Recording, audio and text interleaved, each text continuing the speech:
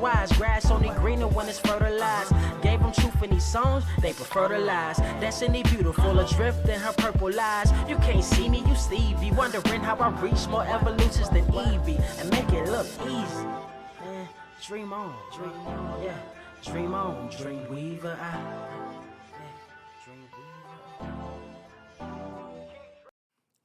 What is up, Earth's mightiest subscribers? It is your boy Ernie, the Blerd Without Fear. Got the homie Carter presents. Welcome to episode 303 of the Blerd Cave, the #1 comic book news stream on this or any other Earth in the multiverse, which you can find also not just here on YouTube. You can find us on Google, Apple, Spotify, iHeartRadio. You won't find us on Grok or anything like that. We don't go to those kind of places. But yeah, anywhere good podcasts may be found. And if you do, make sure you leave us a rating. Carter, man, I know you feel like ass. I don't feel particularly great, but not for the same reasons. Yeah, what's going on with you? What's going on with you, pimpin'? Man, we not gonna talk about the fact that I'm sick as a dog. I need my people to do me a solid. I need y'all to do me a favor, because I saw a lot of talk in the Discord.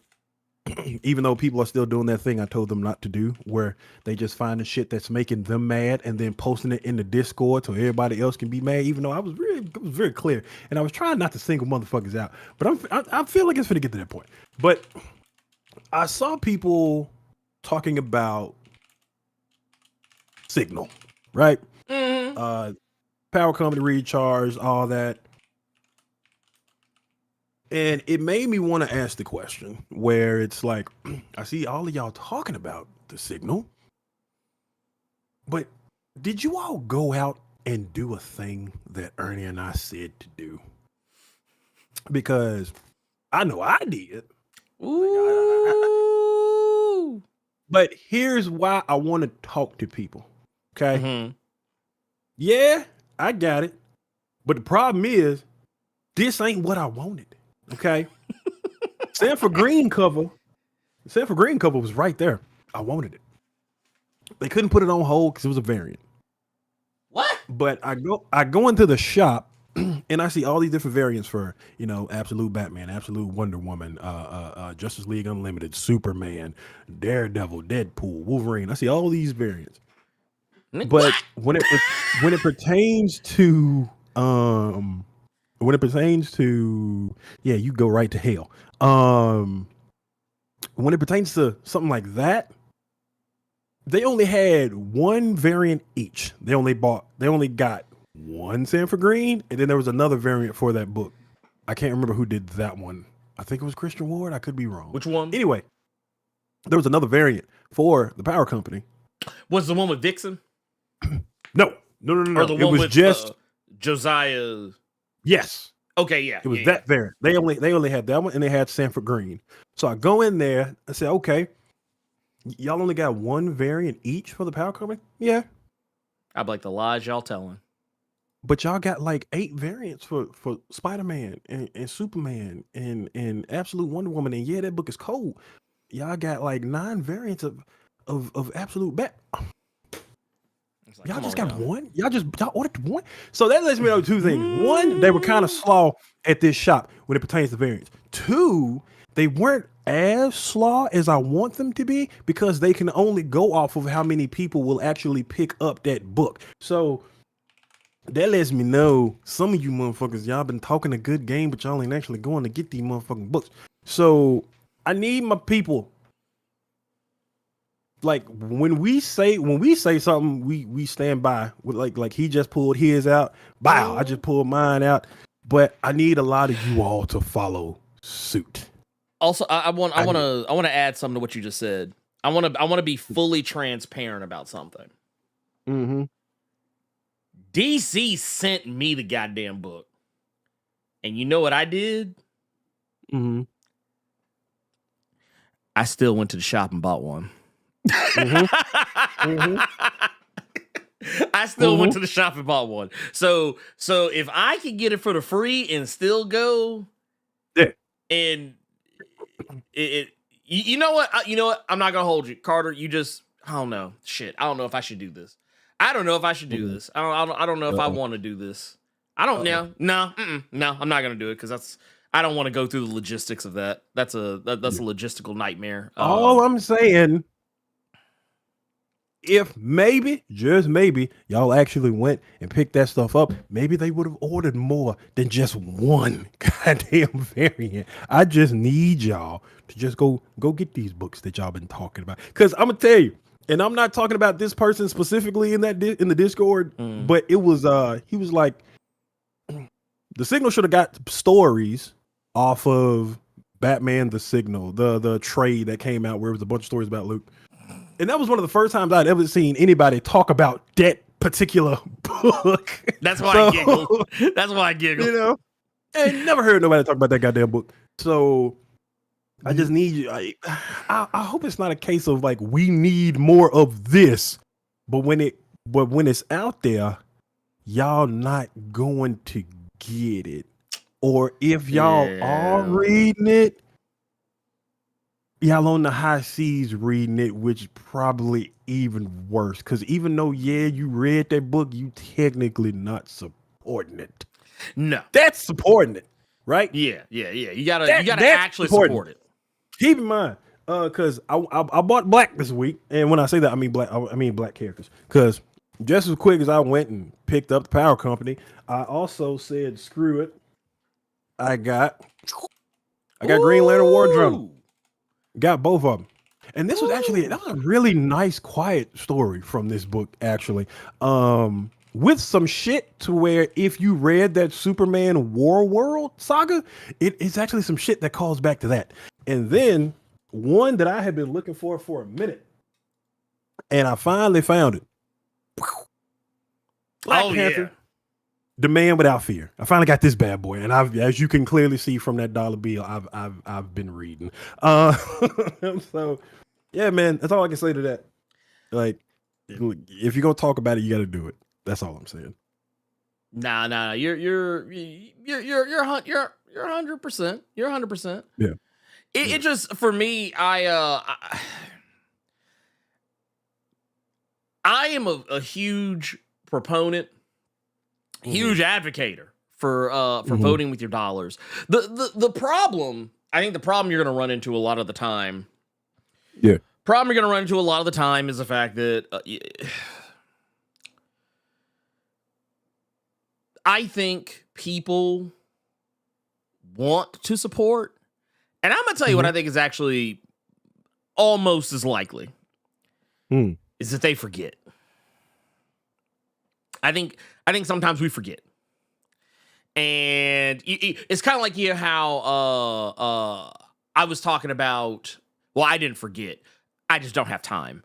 We were talking about this Thursday, talking about how Assassin's Creed Shadows came out, and as much as I really wanted to play the game, I got it. I just haven't played it. Just because I don't have time.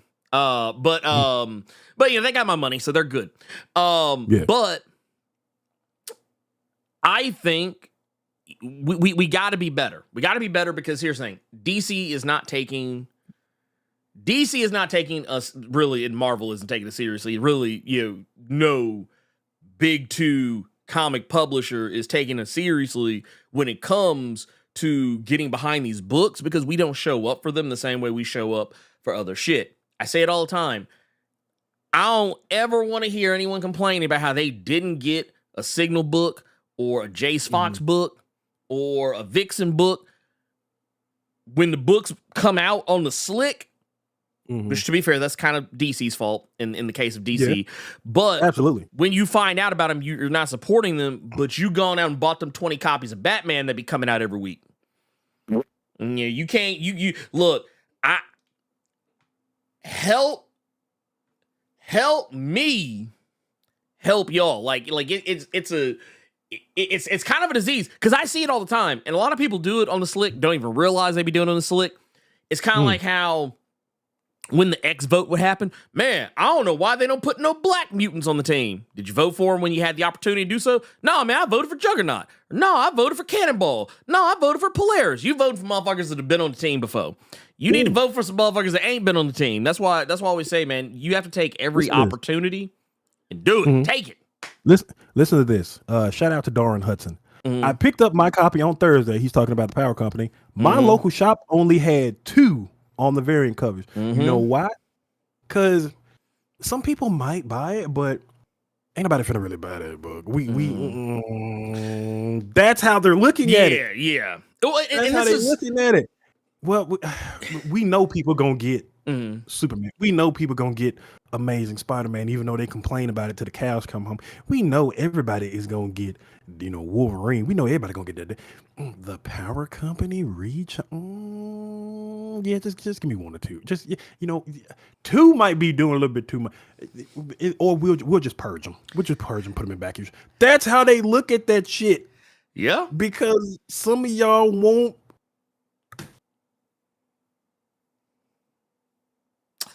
You know what? Fuck it. I'm gonna do it. Okay. Do what? Don't you hurt yourself. You know how? I thought you were reaching for a fucking arm device. I'm like, you sicko. No.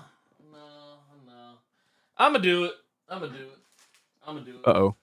Okay. So here's what I'm gonna do. I'm gonna put my money where my mouth is. I'm gonna help y'all help yourselves. I have in front of me 1 copy.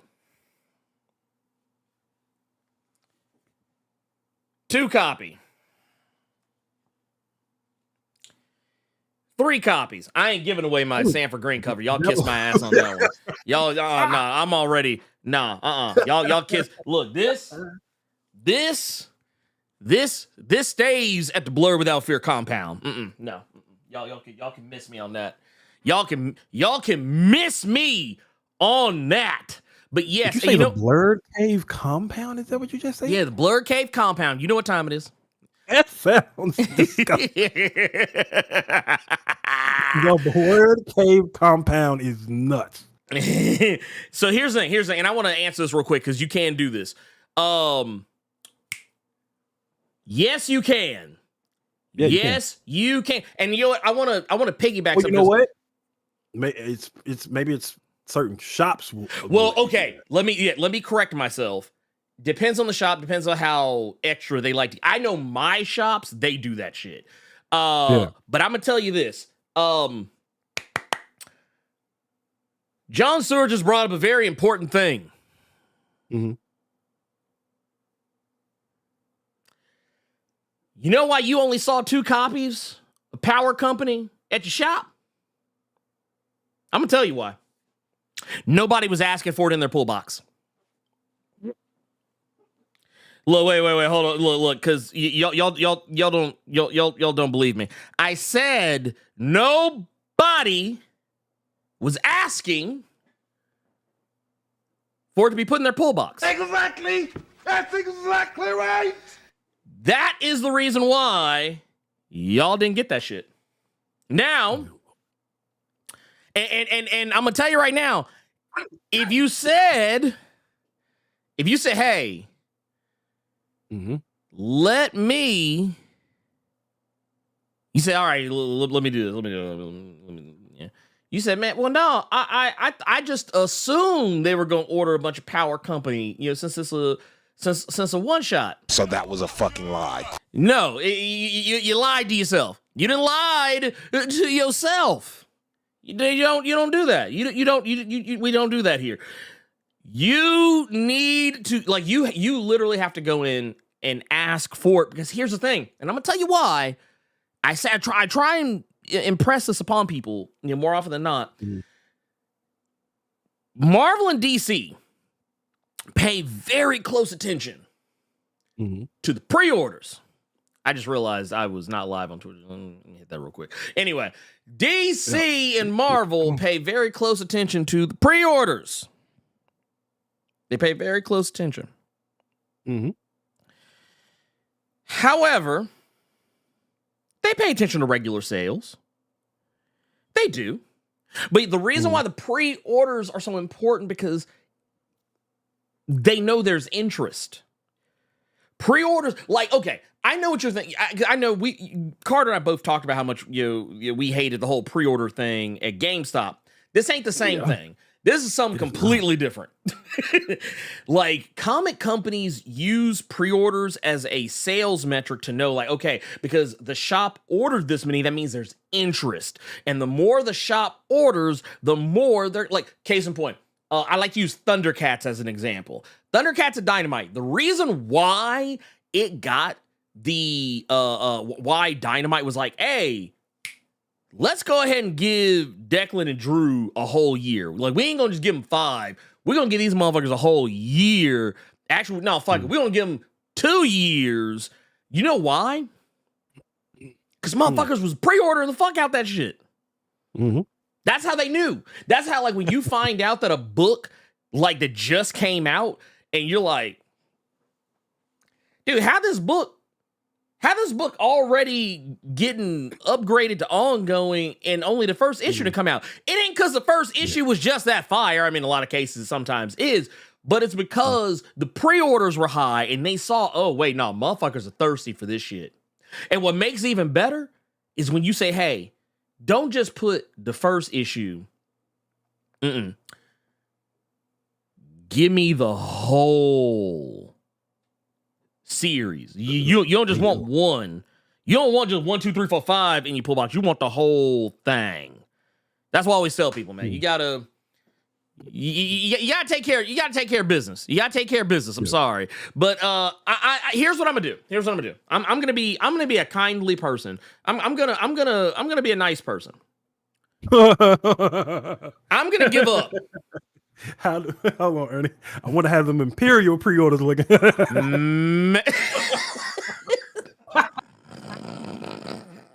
Okay, that will come. Let me put these down. Let me put these down. I almost dropped these comics on the floor. Oh, and Banky, this is only coffee. This is only coffee. I'm not sipping on nothing this morning. I am sick of the dog. My throat is hurting right now. And I'm pretty sure there are several other folks that do this, but I'm drinking something hot to burn my throat to show it who's boss currently. See, that's why I eat spicy food all the time. I'm like, no, I gotta show you who's boss. I can't be the only person that do that when they throat hurt. You just gotta drink something that'll burn it just to show like who runs shit, and then your throat stop hurting. Yeah, it's that. Because you focus on other shit at that point. Yeah. But no, I'm gonna give away. I'm gonna do a giveaway today. I'm gonna do a giveaway. Mm-hmm.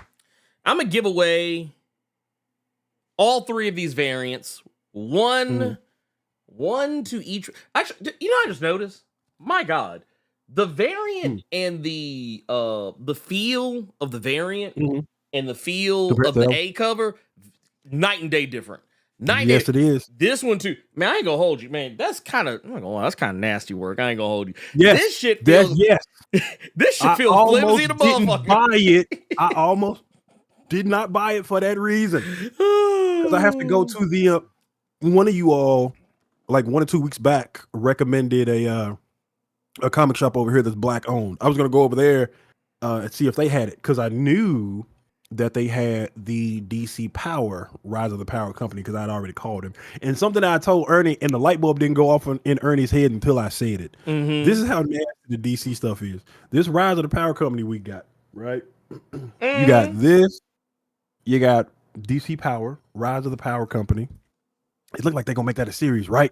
Wrong. Wrong. I'm gonna tell you what they're gonna do. And when Ernie, because this is a conversation Ernie and I had when I was getting off work one day. This is like legit. All this is gonna end up being, because nobody really buying it like that, which is fucking ridiculous because this one shot was fire. It's just gonna end up being the next DC Power 2025 hardcover, Rise of the Power Company. It's going to be that DC Power issue. It's going to be this and some random ass old Power Company one shot for $19.99 real quick on y'all asses. Oh, no. That's it. I'm going to tell you what's going to happen. This is how nasty DC is. I tell you, this is how they're going to do it. They're going to, next February, they're going to release a hardcover. It's going to be called Black Lightning and the Power Company. But it ain't going to be no new series. It's just going to be them 5 issues of Black Lightning that came out, and DC Power and Power Company Recharged at the back of the book. Put it for 99. Y'all think I'm bullshitting? Y'all think I'm Wait, bullshitting? that was 5. You said that Black Lightning was 5. Yeah, it's 5 issues. 5 issues, DC Power, and then Rise of the Power Company. That's 7. Blah, blah, blah, blah, blah. Now it's $30. Yeah, That's a smooth 30. Yeah. We're taxing you. Yes, sir. Yes, sir. That's exactly what that is. That's a smooth 30. Or they could be real green and try to, because you always have to remember, it's the page count. It's the page count. So, yeah. Oh, this no, would wait be a so minute. nasty. No, wait a minute. No, Lee just said, he said they're gonna have a backup story from the other history. Look, they're gonna take the Black Lightning. They're gonna take the Black Lightning and the Thunder issue. They're gonna take the Black Lightning and the Thunder issue from the other history and put that in that motherfucker as well, and then bump the price up $35, $40. I didn't get any free Comic Day books. Ernie got free Comic Day books. Yes, I he did. showed them in the last week's Blerd Cave. So Yes, I did. if you want to go see what he got, did you end up going to get the one that you actually meant to get but forgot? I forgot to go get it. I'm terrible. I mean, I can go get it. I got a plug that'll hold some shit for me, but Man, It's why slipping y'all mind. saying I'm sipping on scissor and Cody Carter is nuts. This is literally Cody. this is coffee Carter is what this is, dog. that man This is said cup number, codeine. cup number 3 for Blerd Cave 303. Yep. Yeah. But I think we've done enough horsing around today. Let me hit you with the Kadarius Rhodes real quick, Ernie. Oh, What do you want to talk about?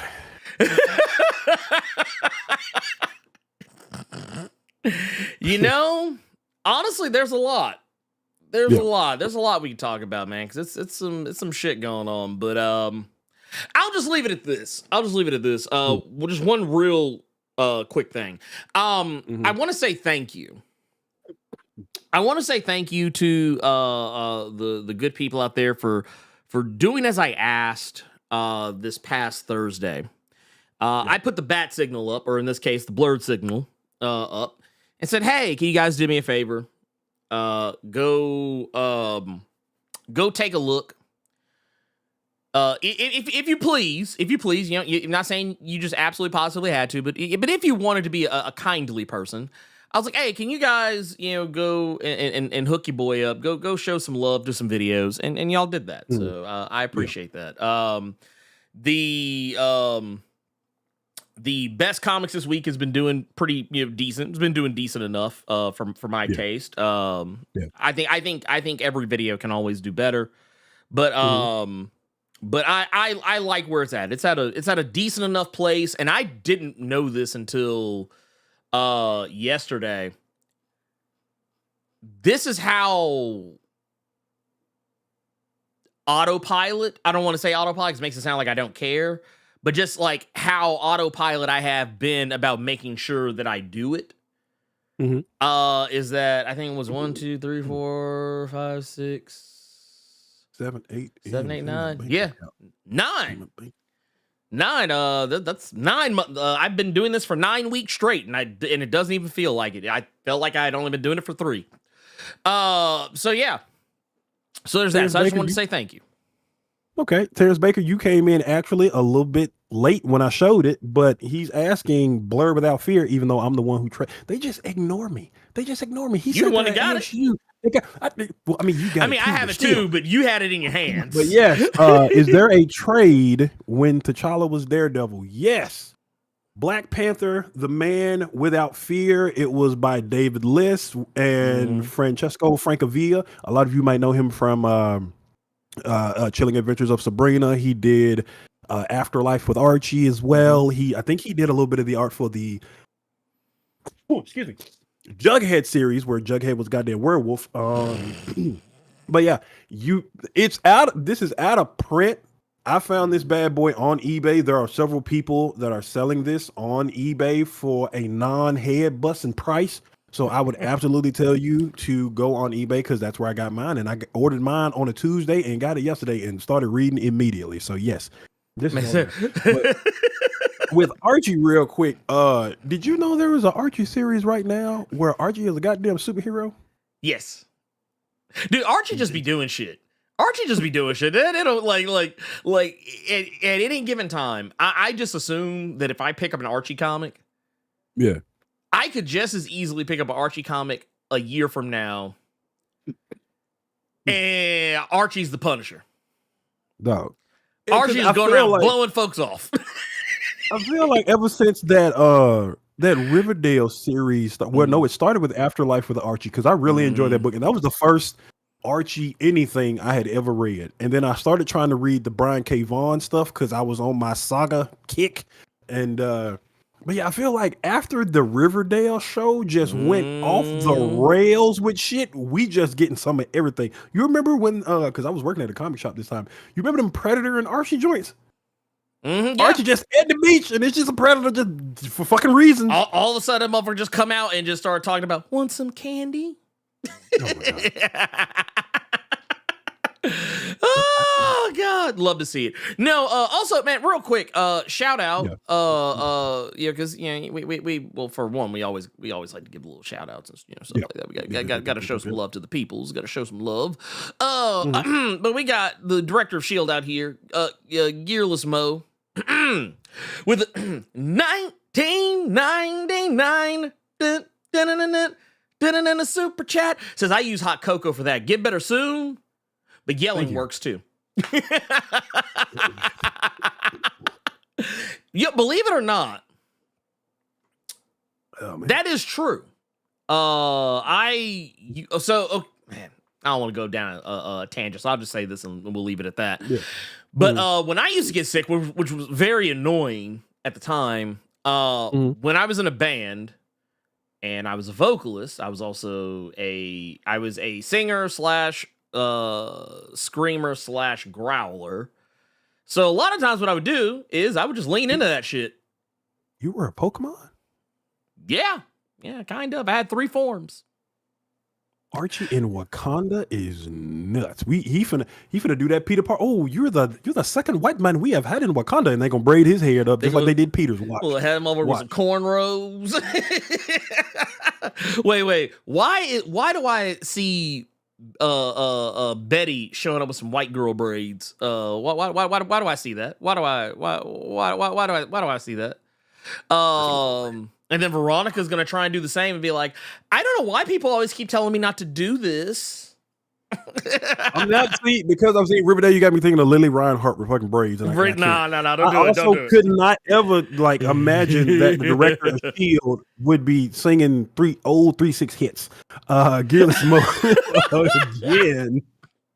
52 months Blerd Club Diamond Edition. Saying he was sipping on some scissor, not me. I didn't know they had that over in your neck of the woods. Great to see the support came through on supporting those videos. Get those likes up.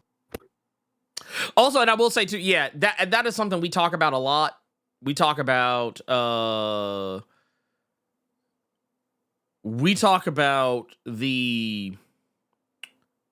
need, the desire for y'all to hit that like button, and watching the video is all well and good. Watching any of my videos is all well and good. That's great. I always appreciate that. But please make sure you're hitting that like button because I can't express this enough. While yes, I am very happy that the people are enjoying these new series. I will say this is the one thing I will say.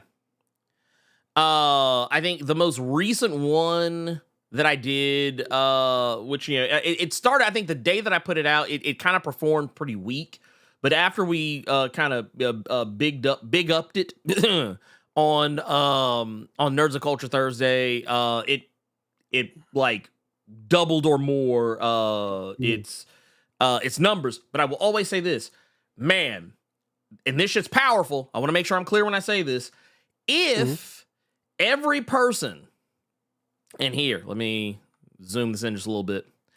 If every person, like if all 4.2 thousand of those people hit the like button, or hell, I wouldn't go that far. We're not even gonna go that far.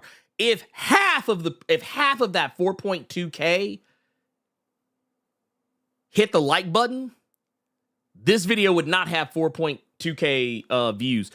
It would probably have like 14.2K views or 20.2K views. So that's why I say the like is so important. I think right now this video is sitting at like 589 likes. Same goes for this one. If 1.5K people click like on this video, I promise you. Like here, I'll do this just as an experiment, just to show that I'm not bullshitting. Like you see this right here. This one's got 858 likes.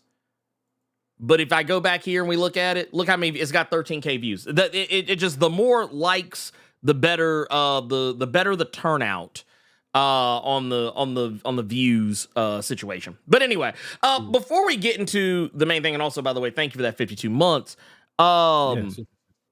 One thing I want to make sure that we get across is like I said, we're going to be doing a little giveaway by the way, shout out to I am Gregor D over here, because I am Gregor D is out here just like that, so we got the director of S.H.I.E.L.D. and we got the director of Argus over on Twitch. I am Gregor D. That quick. The Peacemaker trailer just came out where Rick Flag Sr. was director of Argus, and you already took his job. Jesus Christ. No, he said that's really my shit. Well, we ain't getting a season 2 of Creature Commando.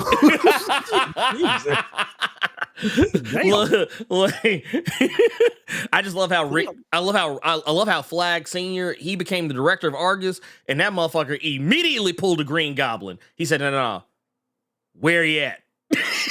That man pulled Green Goblin. He became director of Hammer. He's like, yeah, let me look up Spider-Man real quick. Where he at? But no, oh wait, I hit the wrong one. My bad, y'all. But no, I am Gregor D out here hooking us up with the 5 gifted subs. We appreciate you, pimp. Thank you for that. And yeah, let's go ahead and do this real quick. Let's go ahead. I want to go ahead and we'll kind of tell you what. This is what we'll do. Yeah. I got a smart way to do this. We're gonna do this the smart way. So we're gonna start. Let me actually before we start, let me y'all chill real quick. Y'all chill right quick. Is this the? No, this is not it. Is this it? I don't know if that's it either. Well, I'll figure it out. Here, we'll just do it like this. Or wait, no, do I not have it on here? Let's see what happens. There we go. There we go. That's it right there. So here's what I want y'all to do. Some of y'all probably already know the drill by now, I hope. But go ahead, start getting your go ahead and start putting in your like, you know the stuff by this point, I think. Go ahead and start doing that. Start filing in using. Oh, it probably will also help if I did this. Hold on. Wait. Because I think the last time I turned it off. So let's turn it back on. We're gonna turn it back on. Normally, when you put it up there, you see join instantly, but now it's starting to pop up for me. I thought the chat had messed up for me. Okay. No. It wasn't just you. I had to here, wait, enable winner draw. Okay. Yeah, here we go. Okay, there it is. Now it should be. Oh, and you know what would probably be really helpful is if I did this. Let me put that in there. And there we go. Bam. All right. So we got our people entering. Everybody can start entering. And this is going to be for... And here, I'm going to move this because it's like all the way the fuck in the way. Oh,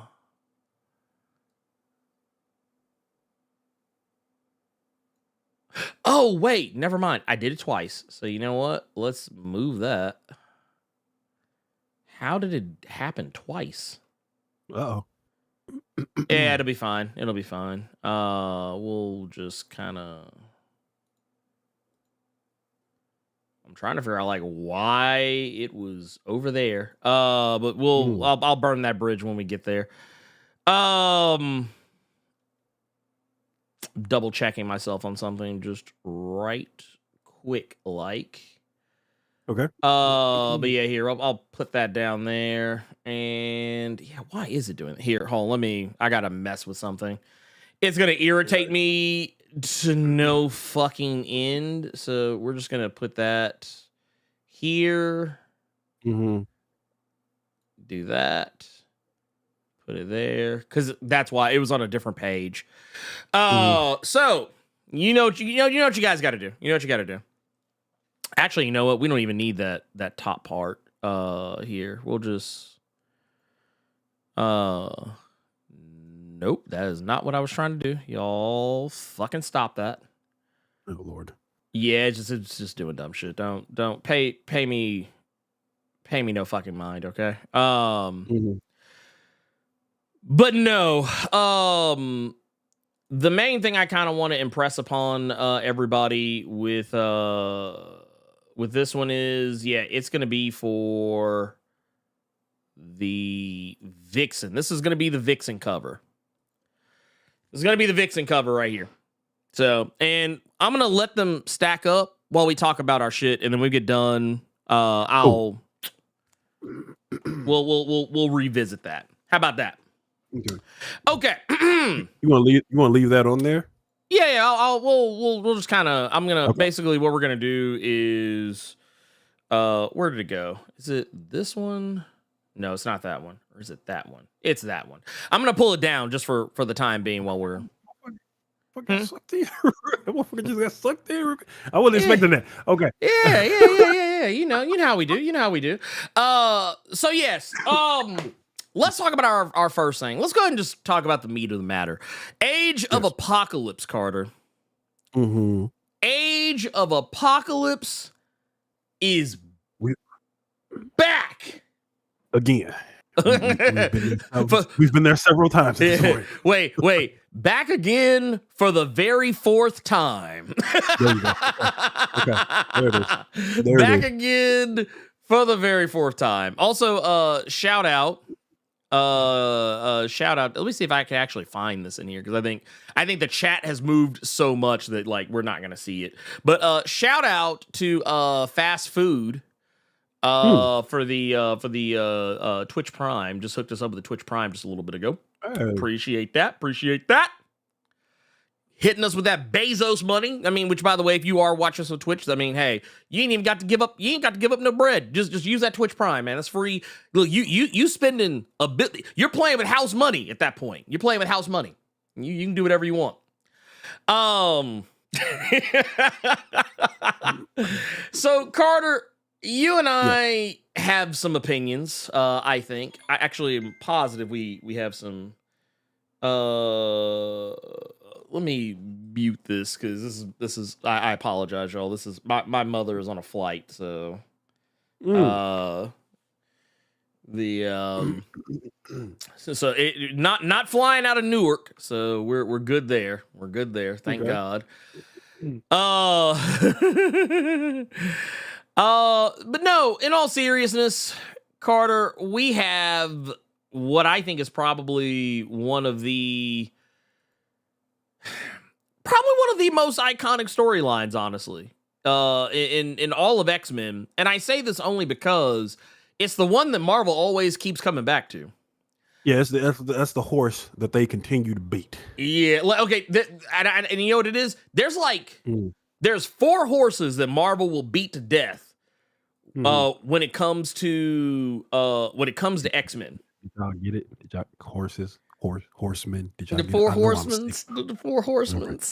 Y'all don't know nothing about that. No.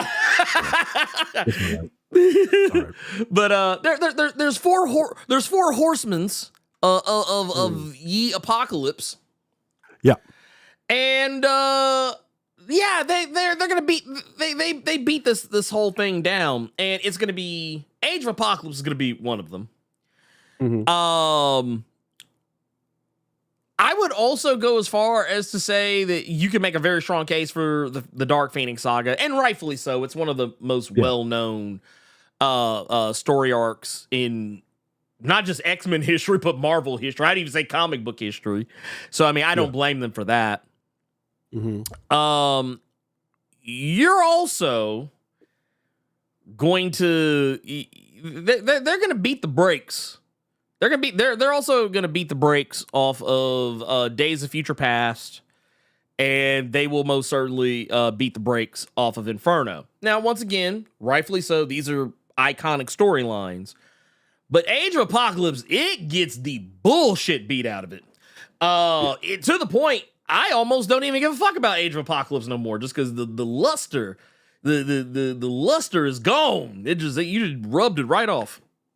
Well, I call bullshit on that statement because this go around, we have all stars. This go around. You're right. You're all right. We got some all stars going around. One of the biggest all stars right now. Huh? Are they pro stars? Maybe a prolapse, but we got some all stars around here. On the writing side of things, we got a big deal coming to the Age of Apocalypse right now, ladies and gentlemen.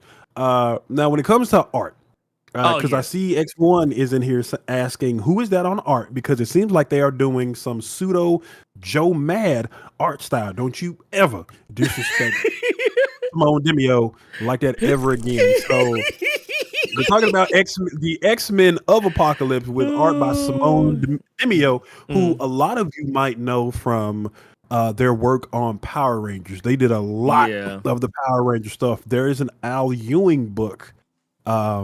Oh my God, what was the name of that book? Because you got it. There you go. We only find them when they're dead. That's also, if you're a fan of that art, X1, I would tell you to go with the Power Rangers because that's what I read, and that art with Power Rangers was really, really good.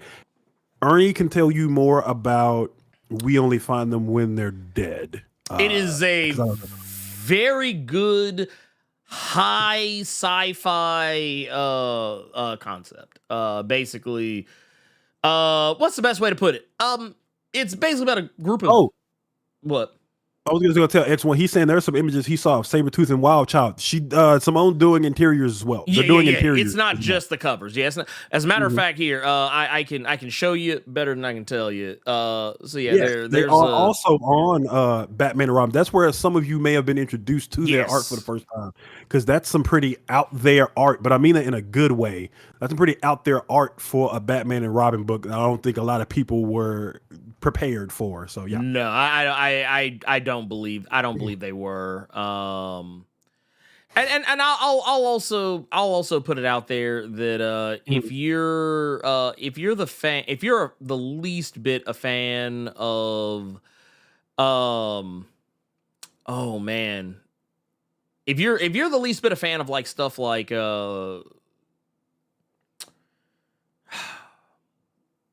I don't want to say this because it's going to set an unfair expectation. But okay, I'll just put it like this. We Only Find Them When They're Dead. One of the very big draws of that series is it's not just Al Ewing's art. Here, let me shrink this down and I'm gonna just put it over here to the side by me while we're in this screen. But no, it's also the fact that Simone Demeo is really, really fucking good. I get the Joe Mad comparisons because he has a style that almost looks kind of manga inspired. So I kind of vaguely understand the comparisons there. But I can tell you right now, I can take one look at his art, at Joe Mad's art, and Joe Mad walked so Simone Demeo could run. But yeah, you can kind of see it right here, and I'm gonna spread this out because this is a nice little little spread page right here. It's all in the hands, really. It's really all in the hands. That's where you can see the main difference if you look at his hand work, because Joe Mad had way more stylized hands. LL Melvin said the thrill is gone. That really is. Telling us to look at somebody's handwork is insane. Let me just but say it's that. true. It's true. Look, okay, I'm gonna go back. Yeah, I knew the page you were talking about X1, but handwork is nuts. Yeah, look at his hand, or not his. I mean, but his hand. This is the handwork I'm talking about. Look at Blink's hand right here. And I don't know. If this was Joe Mad, the thumb would have been way bigger. Like it would have been way more bigger, more almost like more cartoonish. The tips of the fingers would have been way more cartoonish. That's what I mean. And if it was John Romita Jr., those fingers would have just been Lego blocks.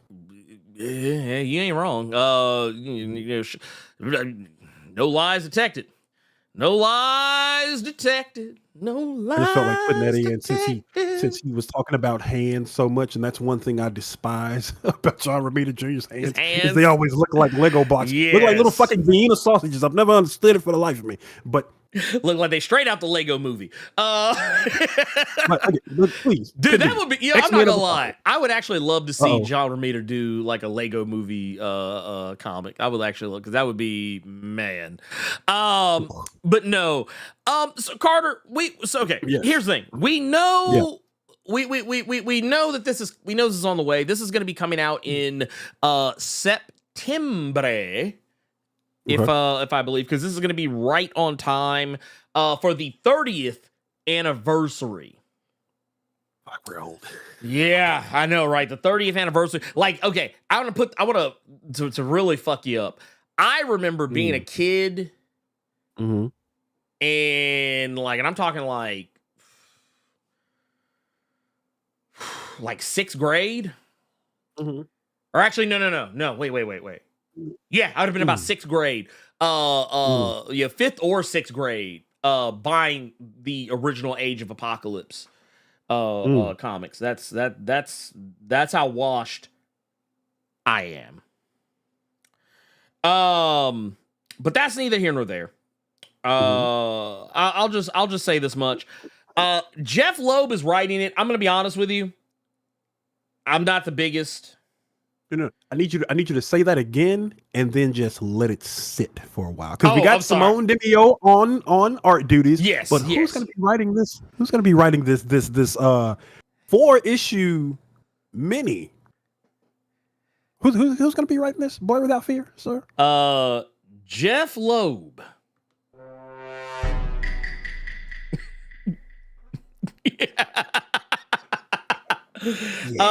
Look, I told Carter this when he and I were talking, initially realizing we were going to be talking about this. Mm-hmm. Man, I'm gonna keep it a buck with y'all. I don't remember the last thing that Jeff Loeb wrote that I liked. And I'm gonna tell you all what I told Ernie, because I've realized the game. I've realized the hustle, ladies and gentlemen. Don't be bamboozled by Marvel or DC. Now, I know a lot of you, because there are several of you in the chat. X1 said it, and several others. Simone Demio's, they've never had the experience of seeing their art on a book before, because you probably weren't reading Power Rangers. You probably didn't even know about We Only Find Them When They're Dead, or any of the other, or Batman and Robin. You probably weren't reading Batman and Robin. And I know that art looks interesting. This looks cool. I think X1 said that a sci-fi or a cyberpunk book with Demio's art would be insane, and I agree with that. But here's where they try to get you. They want that art to pull you in. Since we talk about hands so goddamn much, they want that art to pull you in, because they want you to ignore who's on writing. Wait. Jim Lee is back on Batman? Oh, I got to see this. Who's writing? Shh. Let that Jim Lee pull you closer so Well, that you find these big ass single issue. I saw that shit when I was picking up the Power Company this week. The newest issue of Hush 2 is about the same size as that Doom Treasury edition we got, because they want you all to pay attention to that Jim Lee art. They want you to ignore the Jeff Loeb of it all. That's how they trying to get you. look, They want the art to do what the writing can't do. That's how they trying to get you. I'm telling you. look. We saw it with his Nova. We seen it with Hush too. Yep.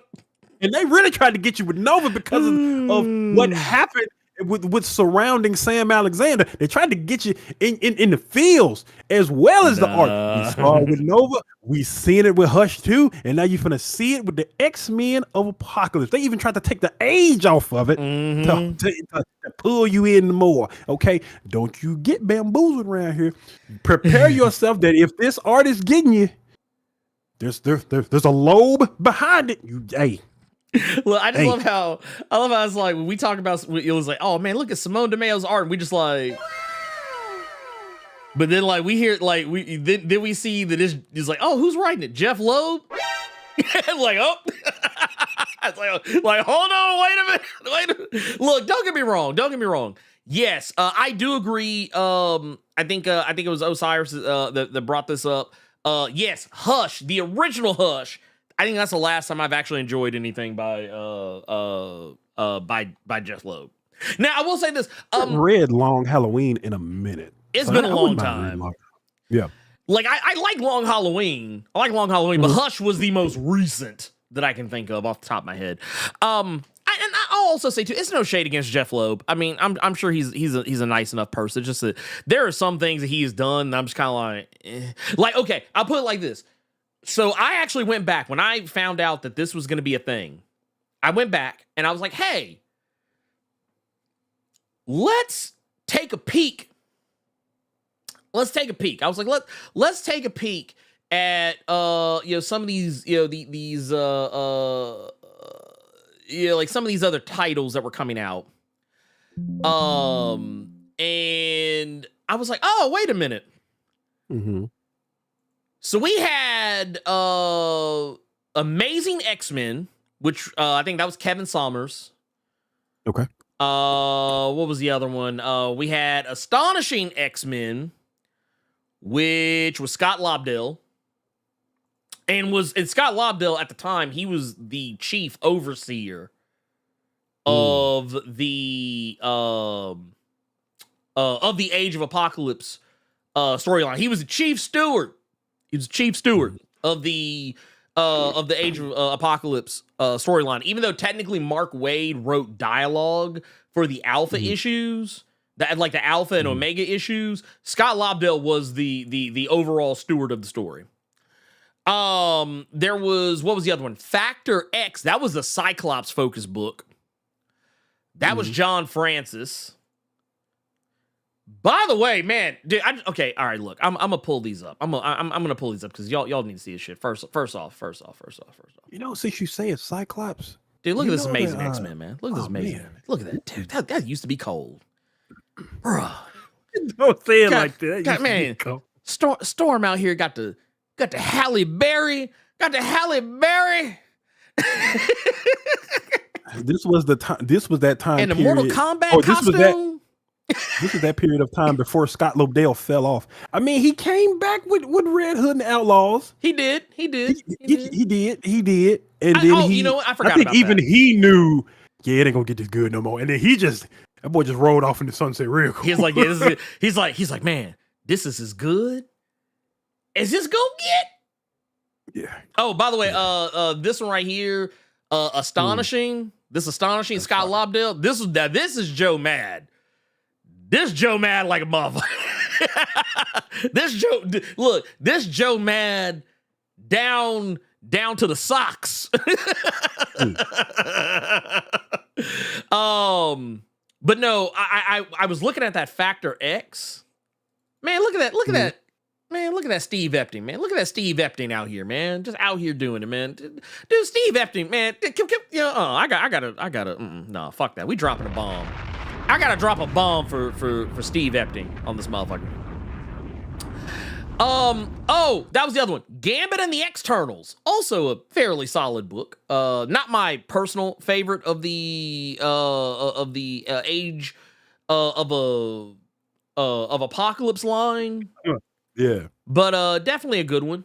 it was Gambit, so I was getting it. That's how it was for me back then, dog. If it was Gambit, I was getting it. Man, look, you couldn't tell me nothing. It's the only reason. It's the only reason you just get it for Gambit. You don't look, because I was like, damn. I was like, man, I will say there was one thing I didn't like about it. I was like, man, I kind of wish he still had the trench coat. But I was like, man, why they take trench? I said, man, Apocalypse and fuck the time, or not Apocalypse, but Legion done fucked up the timeline so bad. Gambit ain't even got his trench coat. I was like, ain't that about a bitch? You know what I'm gonna tell you why this was colder? Why's that? Because we could all do that look. We could all go get a pillowcase real quick. We get a pillowcase quick, fast. Like, here, wait, let me tie this shit on me. I can go get a pillowcase. Just I can go get that broom from behind the fridge. Oh, I was a bad motherfucker, dog. It's like, oh, wait, you mean tell me I ain't got to go to Burlington Coat Factory to get my shit off? Dog.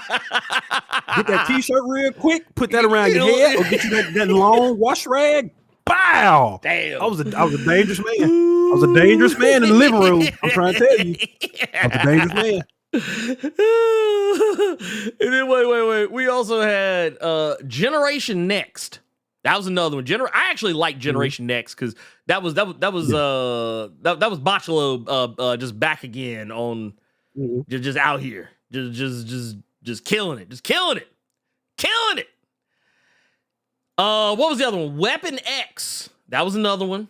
Weapon X was another. This was Larry Hama, I think, back on writing. Like not diss Burlington Coat Factory. Nah, I mean Burlington, I'm just saying, like I had to. Yeah, you gotta break Burlington Coat Factory off some bread just to look like Gambit around this motherfucker.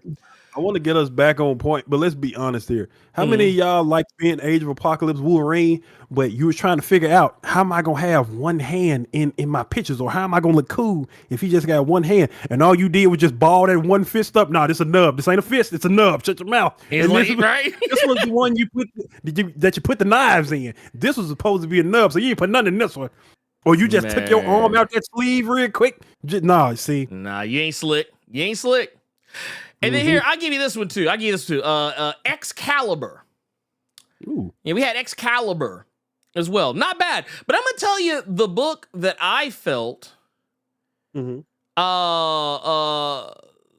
book that Jeff Loeb was the steward of was none of these. Okay. Jeff Loeb was not over any of these hoes. Carter, I don't know if you knew that, but do you know what Jeff Loeb was over? X-Man. So this is weird thing you do where you just got to figure out a way to bring that Summers boy that don't nobody talk about. You got to find some way to just reference X-Man in some capacity. Have y'all caught that? You got to find some way to bring up X-Man, bring up Age of X-Man. So it's Jesus. It's Jesus. Wait. You know, it's just Jesus. That motherfucker said other cable. That is wild. The other. Other cable. That is nuts. That is nasty work. That's nasty work. But I'm here for it. No, I just want to point that out. Because X-Man, yeah, it had one thing going for it, for me. The only thing, because I didn't read that book for Nate Gray. I didn't give a fuck about Nate Gray. I read that book for Dark Beast, okay? Okay. I read that book for Dark Beast. But here's the thing. I don't I'm not saying that I'm not trying to make it sound like Jeff Loeb's some unproven talent. No, I mean he's got W's. I'm not saying the guy's like the worst writer ever, but I mean his okay. This is what I'm gonna say, and some of y'all are gonna hate me for this, and that's fine. I am okay with being the bad guy in this scenario, but. Some of y'all, some of the vitriol y'all have for people like Brian Michael Bendis, y'all need to have that shit for Jeff Loeb. Y'all need to have that shit for Jeff Loeb. I'm just gonna say, like y'all, like folks will shit on Brian Michael Bendis and act like he didn't provide y'all with some of the best storytelling that Marvel had ever had, in a long time. Because y'all didn't like one or two of the things that he had done, or that he wasn't running off to other imprints and doing some pretty baller ass shit. Yeah, but y'all will let Jeff Loeb coast off a Hush. Y'all will let Jeff Loeb coast off a Hush and The Long Halloween for 5 ever. Y'all be like, no, he good. That boy good. I'm just saying, but like, and even X-Men, because I think X-Men was okay up to a point. Is that what it was? Deck It Out. He said people burned the hell out of the Bendis Bridge after John Kent. Man, it really did. Is that what it was? Is that what it was? Wait a minute. The motherfuckers. Is that really what it was? The motherfuckers pulled the Indiana Jones and the Temple of Doom. They just said, no. Prepare to meet Kali. I'm gonna say because there's several things from Bendis I enjoy, but a lot of y'all act like Bendis was just out the gate. He was Jordan from the Wizards. That's what a lot of y'all for real. Brian Michael Bendis like. I'm like, wait. That's kind of crazy. That's kind of crazy. I'm like, because that's nasty work. I was like, that's nasty work right there. That is like, don't get me wrong. If you didn't like, okay, because I'll say this. When Bendis went to DC, that's Jordan from the Wizards. That's Wizards Jordan right now. But before he went to DC, that motherfucker was Jordan. Don't sit here and act like y'all trying to play. It's so sad because, like, yeah, as I sit here and think about it, like, I literally told Carter, if you ask me about some things that I enjoyed by Brian Michael Bendis, I can think of some. Yeah. But like, if you ask me about some shit that I enjoy from Jeff Loeb, the most recent thing I can think of off the top of my head is Hush, the original Hush, and even original Hush is kind of dumb in some parts. Like, it ain't perfect. It's something I can read it in a vacuum and it's fine. It's like, yeah, it's whatever. I don't give a fuck about Hush 2 though. But that said, like, I give Bendis the same rope that I give motherfuckers like Al Ewing and like Jason Aaron. You got to give me 5 bad books before I just cut you off. Before I got to put you on the list. Before I got to call a meeting. Before I buy a book, like Deck It Out and Chaos and Comics are hitting it. It's just folks act like his Ultimate Spider-Man never happened. Bendis gave us Miles, a great Ultimate line, a great Daredevil run. If I can keep it a buck, I also enjoyed that Avengers and New Avengers and a little bit of that Dark Avengers as well. Dude. We not gonna act like he just came in like shit. Scarlet, I like Scarlet. And that was Icon, even though technically Icon was Marvel, but no nobody talk about that. So we can't act like he was just out the gate. We can't act like that was Jordan from the Wizards trying to quote unquote mentor the cool. I wonder if because you got to remember Jordan from the Wizards was disgusting, and who was his number 2? Kwame Brown. So who was Kwame Brown in the Wizards? Who that Daniel Way? Oh God. Oh God! Like who? Boy, I'm sorry. No more references. No more nasty references. I'm sorry. Let's go back. X-Men of Apocalypse. X-Men of Apocalypse. So yeah, X-Men of Apocalypse. So let's give you the let's tell you what the fuck this shit's about. So this is a dystopian future. Once again, created. Created when Charles Xavier was killed. Age of Apocalypse is the home to a war-torn group of X-Men led by Magneto. Yeah. In order to free their Earth from Apocalypse's cruel reign, they were willing to sacrifice their very existence, or so they thought. The main timeline was restored. Apocalypse was defeated, but their world lived on. Now, going from there, it tells us that it's going to continue through X-Men of the Apocalypse Alpha #1, which is the cover we got up right here. They're going to have an X-Men of Apocalypse #1 through 4 starting in November and conclude in X-Men of Apocalypse Omega #1. And a prelude to the event will be featured in the giant size Age of Apocalypse #1 that comes out in June, I believe. Okay. And that's also going to be Loeb and DeMeo teaming up for the One Shot's Special Revelations backup story. So basically, this is going to take place in the direct aftermath of the original crossover's explosive finale. And it's going to reignite the mission of this iconic reality's X-Men as they journey to ensure their universe's survival. So, they defeated Apocalypse. They were able to keep their timeline alive and get everything back to normal for everybody else. But they still got to figure their own shit out. And basically, this desperate mission will take them into the main Marvel universe, where they will come into conflict with their classic counterparts, forever impacting both teams' destinies. Look, I feel like this isn't the first time they're fighting to protect a world of theirs that should not exist. I feel like we've seen this Age of Apocalypse story before. Am I tripping? We've seen this before. But it's just from it's from a different character's perspective. Yes, we've seen this before. This is so yeah. I talked about this earlier. I was going on about how what's the best way to put this? How the Age of Apocalypse is one of those. It's one of those leftovers that Marvel's always trying to reheat. Mm-hmm. We revisit, this is what I'll say, because I know it's going to sound like I'm being an old curmudgeonly bastard. I'm not saying that you can't go back and relive that old glory. You could totally do that, but I feel like they are acting as if they hadn't done this before, because we revisited Age of Apocalypse in maybe not to the exact same capacity, but in 2012 we revisited the Age of Apocalypse. We revisited it again in 2015.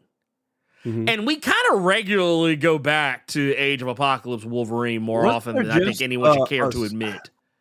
Wasn't there just a series with it was a bunch of Wolverines and one of them was the Age of Apocalypse one? It was trying to protect their world or something? So funny you bring that up, because it was actually what Joe Casey was alluding to when he said that the name Weapon X-Men was stolen out from under him. Some of you may have heard Joe Casey say that, well, why is he talking about Weapon X-Men like he came up with it? It was because it was a concept that he actually had pitched to Tom Brevoort, and then on the slick, because Tom Brevoort's over all the X-Men shit, when they were doing the that I'm not gonna lie, that storyline was cheeks. They called it Weapon X-Men. Like, they took the idea that Joe Casey had for the name and said, "Oh yeah, we'll put it on this. We'll put it on this because it's gonna sell books. It's gonna sell books. This is gonna be a team of a bunch of different multiversal Wolverines. It's gonna be great." So I just want to point out, just real quick, I just want to point out. So that was a fucking lie. So there you go. That was, there you go. I don't know how I feel about them merging with main Marvel. So this isn't the first time that any of these other universes have. No, God, no. Well, no, this was a merge in the sense of you took the main character and put him over here, because they did this with Old Man Logan. And yes. It was something that you thought was just going to be Jeff Lemire, Andrea Sorrentino, and this is just going to be some Secret War stuff. And they're like, no, we're doing this for the long haul. And it was, funny enough, friend of the channel, Ed Brisson, that did that series, and that series went a good 50. Old man Logan just doing main. He was in main Marvel shenanigans. Main Wolverine was dead and gone, so now you got this old motherfucker in new X-Men teams, and he's trying to get the lay of the land. But yeah, that went 50 issues, and then it ended only to go into Dead Man Logan, to where they sent his ass back where he came from because Wolverine was back. So this isn't. They've done the merging thing before, but the reason I'm bringing up the Ed Brisson and Jeff Lemire stuff is simply because if you put, and I've said this before, you've said this before, if you put good creatives behind it, you can, even though you have to bear with it, but you can squeeze some life out of it. But the thing with that is, they had never really done it with Old Man Logan before. So that's why you were able to get a little bit more rope out of it. This X-Men of Apocalypse stuff is just bro, why? At least, and even with Old Man Logan, y'all tried it. Marvel tried it. Where we got an old man Star-Lord, then we got an old man Hawkeye, and then we got and like, okay, did they do wasn't there another one? Didn't they do another one? Or did they give up after Star-Lord? Because I remember like they did a continuation of Hawkeye. Okay, because I remember Hawkeye, I felt like Hawkeye like wasn't horrible, but it wasn't great either. And I don't remember fuck all about old man Star-Lord. Okay. So if you put a creative on it that will be there on the long haul, you might be able to get something out of it. This is just it's something. It's something. It's a thing. I think somebody just there you go, triple dot. Brevort shakes his fist. That's basically. Yeah. Basically. I don't know what to. I don't know how to feel about a lot of this. Largely because I have difficulty really caring about this. Like I want to care about this. I want to enjoy this. I want to like this. I'm gonna check it out. But I'm gonna be honest with you. This is gonna be one of those books where I'm not enthusiastic. Like I'm not like super hyper mega ultra enthusiastic because there's a lot of factors working against it. One of those being Jeff Loeb. That's a barrier for entry for me right there off top. I had to slam my hand down on the call the meeting button because I just witnessed something sus. And I don't know any other way to put it. And then now you've got Simone DeMeo, who's one of my favorite artists, working today. So now I'm kind of like, this is kind of now we're like one of my favorite artists, one of my least favorite writers. Like I'm just kind of like, ugh, fuck. And it's like, we're reheating Age of Apocalypse. So now I'm kind of like,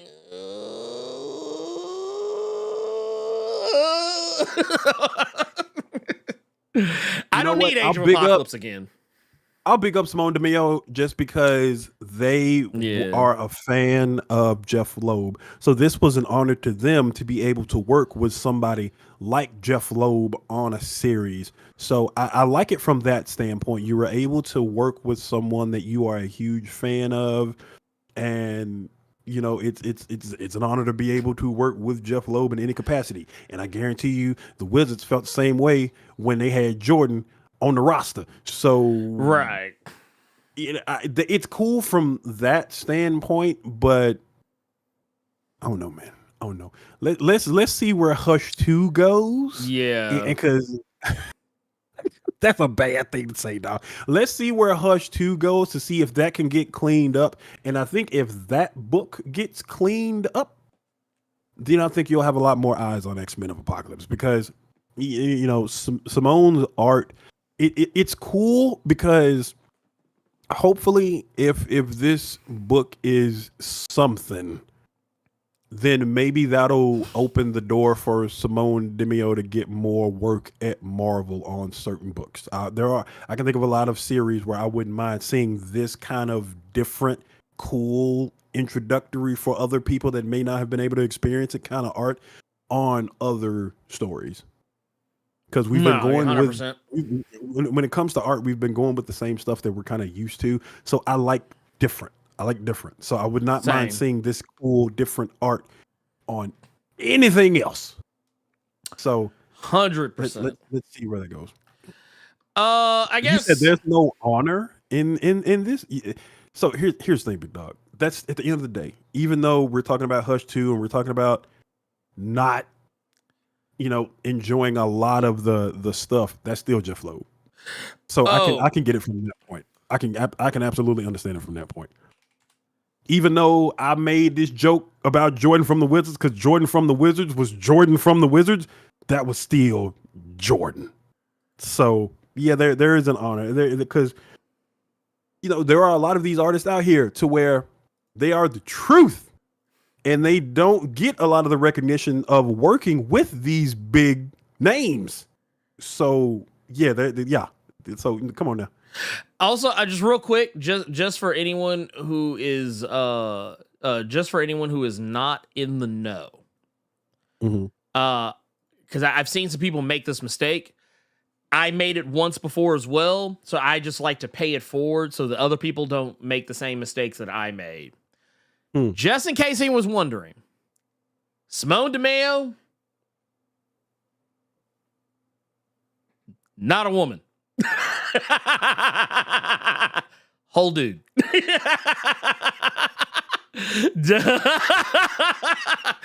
Just paying that forward. just paying that forward. Not from here. Yeah.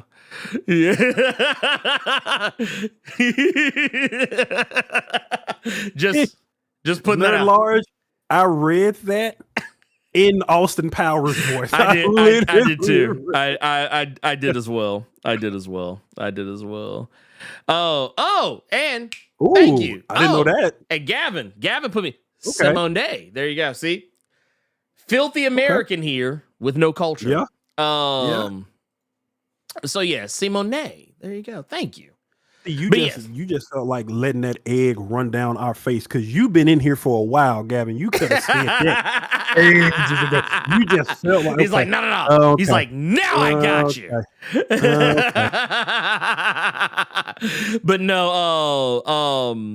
I feel like there's a place for stuff like this.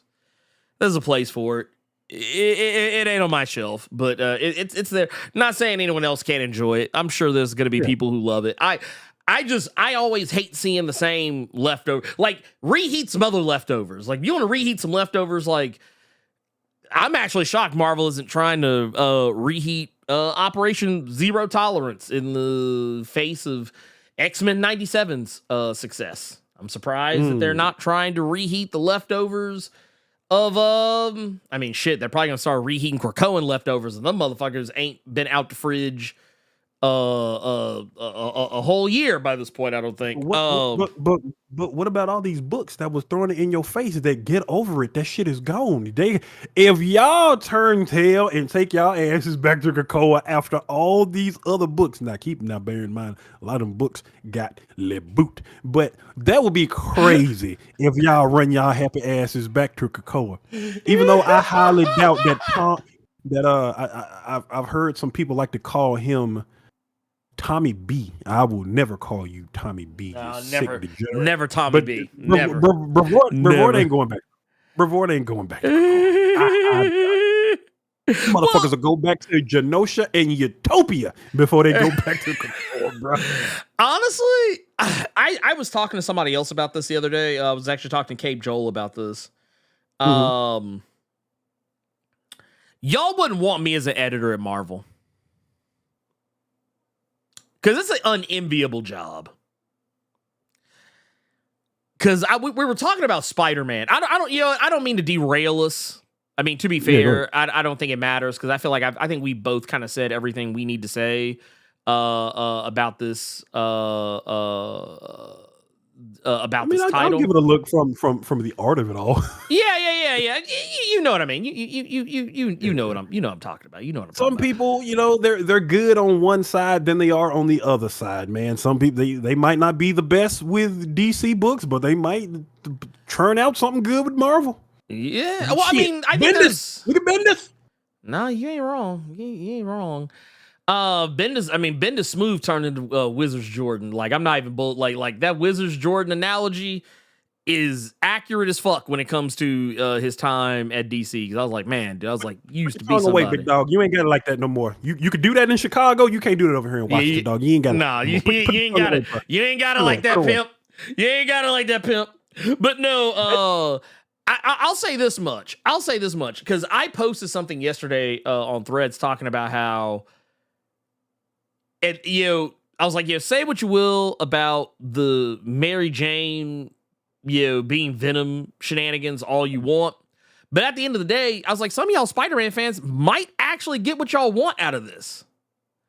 I was like, some of y'all might actually get what you want out of this. Y'all might actually get Paul up out of here. Don't hold your breath. Don't hold your breath though, because this is a common storytelling tactic. But I guarantee you. Oh, he's staying. You saying they gonna get what they want? I guarantee you the majority is no, because I'm mad now. So no, I got to hate it now. I can't stop. Even if we get what we want, it's too late. I already hate it now. So I guarantee you a lot of y'all doing that. Well, but this is the thing I find so funny about it. Just so patently hilarious about it is that I get why because I think Tom Brevoort, I believe he's editor over all the Spidey shit. I could be misremembering. Yuck. But I know he wears a lot of hats. You take them motherfuckers. Take them off. He said take them off. He they don't fit. They don't look good on you. He said take that shit off. Put a beanie on, dog. Like I take it back. Shave it. Shave your head. You don't need it. You don't even need a hat no more. I take it back. Boy. It's Jordan D. White. It's Jordan D. White who's editor over that one. At least you said. I think Nick Lowe is. Mm-hmm. Or Nick Lowe. Oh, it's Nick Lowe. Okay. Then that means Jordan's over Venom. Nick Lowe's over Spidey. But like, I'll put it to you like this. I don't envy anyone's task because I would do the same thing. I would see y'all getting mad at me for not doing something. And you know what I would do? I would double the fuck down. Because, and I'm going to tell you why. It's not because I'm an asshole. Though, I mean, it is also kind of part of that. It's because whenever someone gets this is what I always tell people, the worst thing you can do to me to get me to change my opinion on something is to be angry with me about it. I'm one of those people. Like, I won't care how valid what you're saying is, but if you're being a fucking asshole to me, like, especially if it's something where I'm not doing anything if I'm doing something problematic, I'm more than open to that. I'll still be a little bit of a dick about it, but if it's some bullshit or some unimportant shit or some shit that's just does not affect anyone else's lives or whatever, if you and by that I mean comic books, about make believe. If you think that you're gonna change my opinion about something or my way of looking at something by being an asshole to me, I'm just gonna triple down. I'm gonna quadruple down. Yeah. if you came to me and said, Blerd Without Fear, I think that you're stupid because you think that corner boxes should be on comics, and I disagree. I'm glad they got rid of corner boxes. And you know what? You're stupid, and I hate you. And you know what? And until you change your opinion, you're fucking dead to me. And I'm like, and my attitude will basically be, Bye. That's going to be my attitude. Now, I'm not just going to be a fan of corner boxes. I'm going to be a fan of corner boxes on all four corners of the goddamn comic. I'm like, nah, put a corner box at the top left, top right, bottom left, bottom right. Hell, put one in the... Actually, you know what? No more fucking covers. It's just corner box from now on. And here's the thing. The example I just used, while it was not about corner boxes, it may seem like I was being hyperbolic. I've had actual conversations with people just like that. So yeah, no. I've had conversations with people just like that. I will add all the... Look, let me tell you something. I will, from now on, it's Corner Box City. It's Corner Box City, y'all. It's Corner Box City. And Gavin co-signs it. Corner boxes. Corner boxes for everybody. Everybody gets corner boxes. Everybody gets it.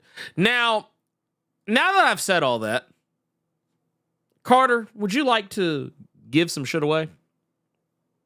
Sure. I think, is it this one? Yeah, it's this one. Cool. As I said earlier, we're giving away three Power Company Recharged issues. This is the Vixen cover, which I believe was by Chris Paris. I have to double check that. Let me double check that. Paris Elaine. I'm out of pocket. It was Paris Elaine. This is the Paris Elaine cover right here. So here, I'm gonna set that back to the side. Let's go ahead and pick our wiener. Stop entries and Unity Black. You had to do the exclamation mark join. It was up there. Too late now though. Yeah, because I literally just clicked stop. Clicked stop. But here, let's select the Blerd Nerd. Yeah. Blerd Nerd is the wiener. Blerd Nerd, where you at? I literally just saw you in here a second ago. I know you're here. Yeah. Yep. Blerd Nerd. There you go. That's one. That is one. But here's the thing. We're not done. Here, I'm going to write these down. So, and Blerd Nerd, I know how to get a hold of you. So, you don't even have to do anything. So here, let's write this down. Let me... Vixen cover. There. You know what? I actually want to pull that up. What's that? Just since we were talking about Jeff Loeb and shit earlier, I actually want to try and pull up. I want to pull up The Long Halloween to try that to read that again because it's been literally ages. Is there somewhere where everybody else can try to pull up The Long Halloween, or just pull up any Jeff Loeb book to see, like, let me see where the quality dipped? Oh, wow. Would you put it like that? You know what? I actually think, and let me double check myself, because I don't think it's actually on there anymore. It was on there. Because they don't leave DC titles up permanently. Oh, your shop didn't even have any other variant covers. Wow. That's hoed. That's hoed. 100%. That is 100% hoed. But you know what? Here, let me see something. I want to see something. God damn, that's two people back to back that said Ultimates 3 is Win Loeb's quality. That's three different people saying that. That's nuts. That's wild. That is nuts. That's wild. Y'all ain't shit for that. Y'all really ain't shit for that. Wow. That's funny. I mean, I respect it though. I respect it. That's funny. Well, I'll just say this. They don't. Yeah, Long Halloween is no longer up on Global Comics. But that said, I guarantee you, I got it digitally somewhere. I just gotta put. yeah, I'll just put it like this. There's plenty of really cool stuff you can read on Global Comics. Yeah, if you have a mind to do so. Yeah, I can't make you. I can't make y'all use Global Comics, but I mean, yeah, it is nice if you do. And here, I'll even pull this up so y'all can kind of see right here. Like, yeah, there's some good shit up there. There's some good shit up there. You can read that the Batman Who Laughs that the Jock was on. Don't worry about that 3 Jokers. You don't got to worry about that. You can read that World's Finest. You can read that World's Finest right there, big dog. The Mark Wades. You can also get up on that Superman. You can get up on that Joshua Williamson Superman, which I enjoyed. That Superman and the Authority over here, which you can kind of see right there. He didn't even have Jeff Johns didn't even have his imprint an hour and a half before they retconned the 3 Jokers. Bruh. I was like, dude, they said he hadn't even been out the door of DC long before they retconned that. That is wild. They said, nah, we don't do that here. Oh shit. You know what? Wait a minute. Who was on Superman Birthright? That was Mark Waid, wasn't it? That was Mark Waid. Yeah, they got that Birthright. They got that Birthright on here, Carter. Okay. They got that Birthright. You can get that Birthright. And I think that just came out as well as one of those Is Absolutes or Compacts? No, the Compact. I think they just came out with that as one of the Compact. I know Static is out as one of the Compact comics. Season 1 of Static is out. Yeah. And I think it's Wonder Woman Earth 1 is also another one that came out as well. Oh, another good thing too. You can get that Tom Taylor Nightwing on there as well. That Omnibus show just came out. Oh no, not Tom Taylor's. That was the new 52 one I'm thinking of. The Tom Taylor joint hadn't come out yet. Because I know you say it's on the way. Yeah, it's on the way. Yeah, it's that one's on the way. Yep. Ooh, shit! I just realized something. That Transformers is coming my way. That Transformers hardcover. Okay, gotcha. Yeah, that's the thing. It's a thing. But yeah, so I guess let's go ahead and let's take this one off the table because it has been spoken for. Let's do this next variant. Okay.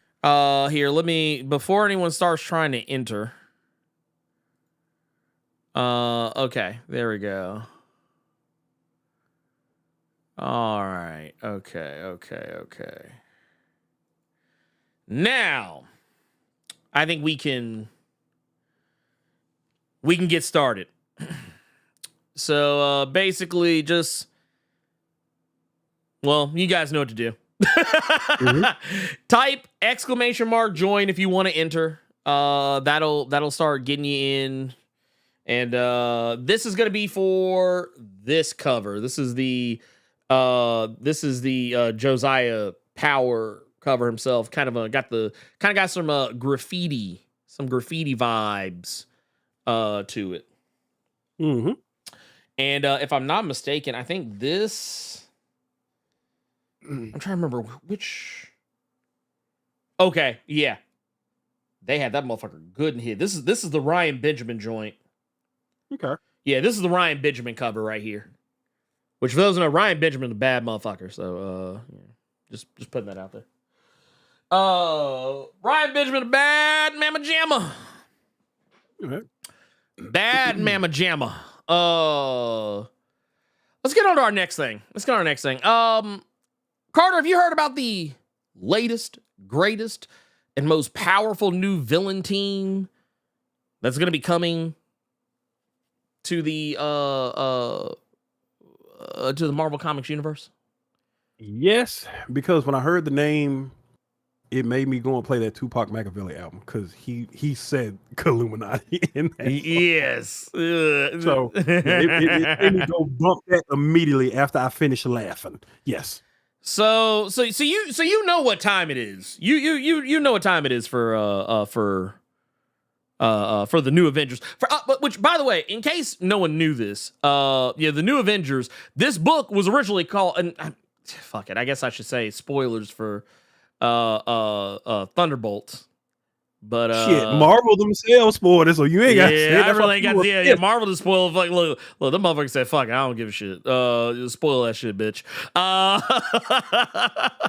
But no, for those that did not know, the Thunderbolts series, which also had an asterisk next to it for the upcoming for the new upcoming series. Yeah, they had a little thing where they were like, yeah, we're gonna be bringing in new team, new lineups. And I think I actually have here. Let me see. I think I actually have here it is right here. This is the original. This is the original cover that they had. The lineup was going to be, and it's still going to be, Bucky and Black Widow as co-leaders, Wolverine, Laura Kinney, Clea Strange, Namor, Hulk, and Eddie Brock as Carnage. Okay, I was wondering if that was him or if that was going to be or Normie. Yeah, no. Depends. I was going to ask you what you thought about that roster when this initially came out. Yeah, it's well, the funny thing about this is that they leaned into the asterisks thing. They leaned into it pretty heavily. And they even had like new Thunderbolts up top. But once the Thunderbolts movie came out, they did flip it, and now it's actually not Thunderbolts. It's New Avengers now. But they're introducing a new team. A new team for the Thunderbolts to go up against. Okay. And one of them makes me laugh. You'll find out here in a moment. If it's the one I think it is, I thought it was nasty when I saw it. That's so okay. I wonder if we're on the same page. We'll see here in just a moment. Yeah. So first and foremost, we've got Bolt, who, if you cannot tell, is first off, that motherfucker looks disgusting. I just gotta say that motherfucker looks. Hold on, no. Y'all ain't seeing what I'm seeing. Hold on, wait. Let me look at that motherfucker face. Look it's at like it. The Tick. But he thinks he's not frightening at all. It's fucking Tick. Nigga, look at that shit. Why he look like he from the Absolute universe? Why he look like he need to be fighting Absolute Batman? That boy got Nightmare Before Christmas teeth. Look, why that motherfucker look like he about to break out into a Oogie Boogie song? You joking? I can't believe my eyes. See, I saw that and was like, ugh. But Mr. Ouroboros was just, that one is disgusting. Oh, yeah, no. Mr. Ouroboros is nasty, This bro. is nasty. Dude, look, wait, first off, why he... No, they didn't. No, they didn't. Because the first thing I saw when I looked, I was like, dude, this looks like somebody just wanted to draw a dick. Danger. Well, I feel like I gotta put this caveat up on the screen.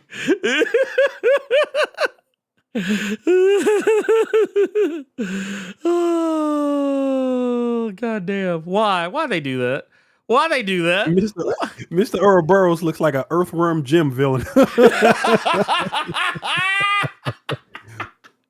Oh my god. Why he look like some y'all ever see that movie The Mad God? That stop motion movie. Yeah. He looked like some shit that you would see in The Mad God. What the fuck is this? No, I'm not gonna lie. He is the one I find the most interesting. Okay. Just because this is what I feel like someone took all my thoughts about Reed Richards and made them manifest in like, this is like when you play Persona and the motherfucker got like a shadow self. This the shadow self. Like, this is, he's like, I am the shadow, the true self. See, Roos, if you're gonna say the man's name, you gotta say it correctly. It's Reed any size you need. Richards is what it is. But this is not him. I don't know what this sick ass Cthulhu shit is. No. I don't know what this is. This is Reed, whether you like it or not. Richards. One of them David Lynch sculptures. Jesus Christ. I'm already scared for the new Avengers. If just these two, you all haven't even seen the rest of the roster yet. Just these two by themselves, I'm already kind of nervous. Oh yeah. This is some Garth Ennis type shit. Yeah, that's the whole like some shit, Garth. What? Wait, hold on. Wait a minute. Mr. Ouroboros, I can absolutely see teaming up with Six Pack in them for no.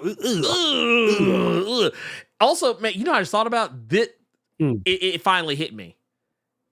This looked like every time they showed Homelander like having like, oh no, remember when they finally showed, spoilers for the boys, I guess, though it doesn't matter because they're not going in the same direction by this point, but spoilers for the comic, when Black Noir takes his mask off and he has that goofy ass fucking grin on his face. That's what this reminds me of.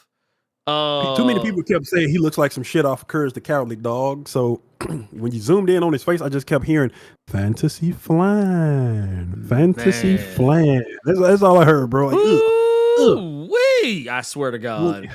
But do you want to show them what else that these new Avengers are going to do? Now this be like a fire album cover. I ain't gonna hold you. Oh yeah, no. This Guru Strange is kind of eating right now. Oh yeah, no. This right here cold in the motherfucker. I ain't gonna lie. Guru Strange, this a whole problem. Look, I don't even fuck the new Avengers. I don't even want that book. Give me this shit. I want Guru Strange. This is tough. Look, this motherfucker look like he straight nightmares. This motherfucker look like he know where the bodies is buried. That man, look, he actually, dude, look, wait, hold on. I got to zoom in on this. So y'all guys, look at how he got his, look at, like, he like, shh. Not while I'm smoking. Mm-hmm. Like he's like, look, why do I started getting them vibes? Like, what was that episode of Black Jesus where they passed that motherfucker to Blunt? And he's like, oh man, thank you. He just started hitting that. He's like, he's like, hey man, you gonna pass that? She's like, man, I just got it. He looked like that motherfucker. He like, nah, man, I just got the motherfucker, man. Can I just smoke on a little bit? Marvel has brought Jafar to the new Avengers. That's what this is. That's exactly what this is right now. Look, this Jafar before he looked like this. Actually, you know what this is? This sexy Jafar. This sexy Jafar. They said, yeah, no, we going all in. All in. And then I didn't even catch it first. This motherfucker got the long ass beard and everything. Lord.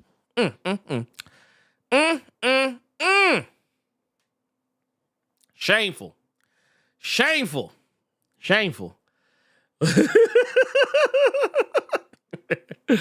Oh, God damn. I love it. I fucking love it. So this is where we're going to start getting into some interesting territory for me. Okay. All right. Yeah. You gonna save the one for last, or you? Let me see. Actually, no. You know what? No. Fuck that. I'm gonna save the one that I'm gonna laugh about for last, because I want to talk about that shit. Okay. Yeah. Right now we got Iron Apex. Mm-hmm. Well, I don't know if you can tell based on the name or the costume who this is supposed to be, but in case you couldn't tell. And you know what? Let's pretend for our audio files for a little bit. This right here is basically Iron Man. And got some Blue Beetle shit going on with him, which is just wild. And it's also dripping off of him, which I just noticed. Yes, like it's almost like it's some kind of a it almost makes you wonder if it's like a symbiote of some sort that's on him or whatever the fuck. Or some shit. But he got some shit, like he has different things sticking into him as well. So Yeah. this is kind of, you have to kind of look at it to see what's going on, and it gets kind of gross. Yeah. And that's one theme that's going back to the Black Bolt and Mr. Ouroboros.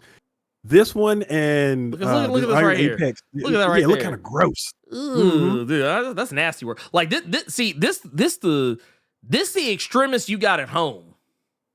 Ugh. Like, man, can I get that This is the Dollar extremist? General. This is the Can I get Dollar that? General extremist. Look at that shit. Look, yeah, Extreme. Yeah, this is Dollar General extremist. This is extreme. This is what this is right. right now. wait. This is see. You see. We are Avengers with a Z. They cannot sue. That was so ugly, bro. They cannot sue. Oh, but yeah, that should be interesting. But this is the one that actually had my attention the most. Mhm. And it was this one. Professor Extinction Mhm. and Luke Charles. That is disgusting. Luke Charles is disgusting. Luke Charles. Oh God, Charles. Luke Charles is some nasty work, dog. I'm saying it for the class if the class won't say it. Sweet, ooh, look at that lady. Sweet, he just does that. Yeah. You can't even get the Christmas out because he got to get the Charles scream with it. That is disgusting. So I do want to say something real quick. So the Luke Charles thing, the reason why I giggled about it, why I thought it was so fucking funny, I'm gonna take y'all back. I want to put y'all on the way back machine just for a little bit. So Luke Charles, in case you're wondering, yes, that is in fact Black Panther. However, this is a Black Panther who is going by an old alias. This is an old alias. Some of you may or may not remember this. This is an old alias. Okay, first, deck it out. Stop, because now I can't unsee it. To Charles! What are you doing to my head, to Charles?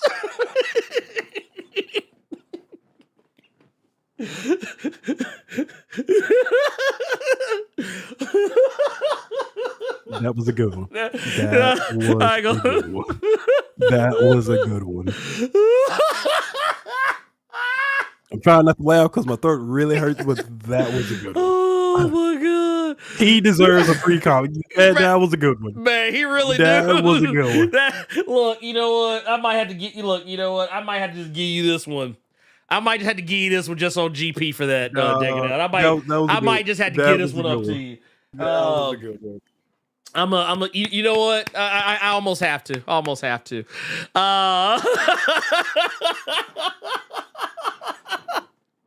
But no, okay, I tell you what, I want to see if anyone knows. What I'm talking about when I say this. So this goes back to an old alias. Does anyone know the alias that I'm referring to? The time frame I'm referring to. Okay. So back in the day, let's see. Can I get this to fit on the screen the right way here? Yeah, let's do it like this. There we go. Okay. Luke Charles was an old alias of Black Panther.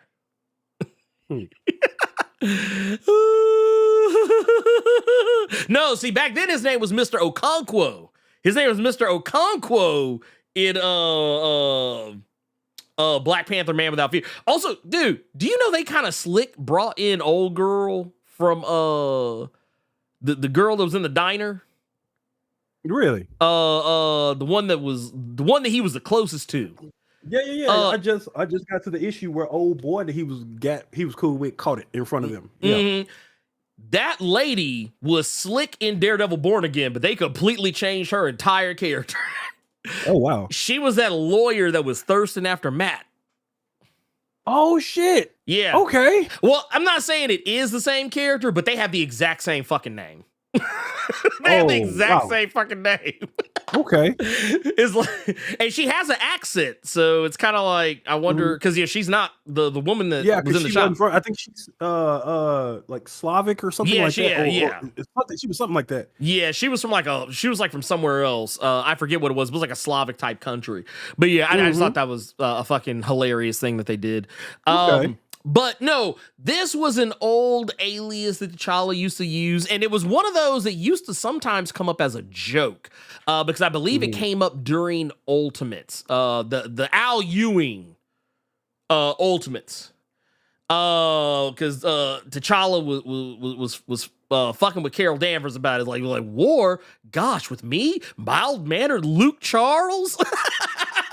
And even she was like, "Oh God, don't turn back into Luke Charles." She was like, "Your accent's flawless and it's incredibly creepy." Who do you think would win in a fight? Luke Charles or Matches Malone? Who do you think will win? Oh man. Wait a minute. Wait. Luke Charles or Matches Malone? Man, I ain't gonna hold you. Man, see, you know what? I gotta give it to Luke Charles, because even though his name is Luke Charles, he still got that purple up in him. He still got that purple up in him. So I gotta give it to Luke Charles every time. Okay. So yeah, this is a thing that's going on. This is a whole thing that is happening right now in the comics. The new Avengers, as it were, are gonna have to face off against this Illuminati. Yeah, we couldn't just say the Illuminati because it's from an alternate dimension. We got to make them menacing and cool. Kill Illuminati. Yeah, you got to do the kill Illuminati. Kill Illuminati. I do like that Professor Extinction. They merged the Krakoan Cerebro with a Strife helmet at the same time. Got this motherfucker. So I'm wondering if Shredder. this Xavier did merge with one of the or is that like a Cable brother, but it's also Xavier? I'm confused. But I don't know. All I know is if this is supposed to be the Thunderbolts team that we've been reading with Winter Soldier and Totally Awesome Hulk and Laura Kinney, just off Professor Extinction and Guru Jafar alone, Winter Soldier and them finna get worked. Oh yeah, no, they about to get their whole asses beat. Basically, I just real quick, I just want to give you kind of the briefest of ideas about what this is. Basically, this actually came from, I believe this was the series writer Sam Humphries that was talking about this. Said my basic concept was the Illuminati were 7 kings and heroes from 7 different corners of the Marvel universe. So what if we did the same with some of the biggest badasses representing mutants, the mystical world, the Spider family, the Gamma family, and so on? He says, I have immense gratitude for our amazing editor, Alana Smith, who supported this idea from the jump, even though she had to liaise with pretty much every Marvel editorial office to make it happen. Basically, because of how far, because this is out there. Well, and not just that, but the fact that, this is some shit that could potentially have ramifications for everyone else's books. Mm-hmm. Because here's the thing, I actually said this, I actually was shocked that they did this so quickly, because Guru Strange was like, okay, didn't we just have General Strange? Didn't we already just have a badass Strange that was, fucking shit up, and now we already just acted like he don't exist no more, and then jump straight to the next big evil Doctor, or I guess Quotey Fingers evil Doctor Strange or whatever the fuck. I was like, dude, that's kind of quick, but I mean, I'm here for it because it looks cool. So I mean, it plays. But they also go on to say that some threats that arise in the Marvel Universe are so great, they ignite all new eras of Earth's mightiest heroes. This June, the Illuminati, mysterious doubles of the Illuminati, threaten the world, assembling not just the mightiest, but the world's deadliest heroes in New Avengers by writer Sam Humphries and artist Tom Lima. Today, behold the Illuminati in all their twisted glory.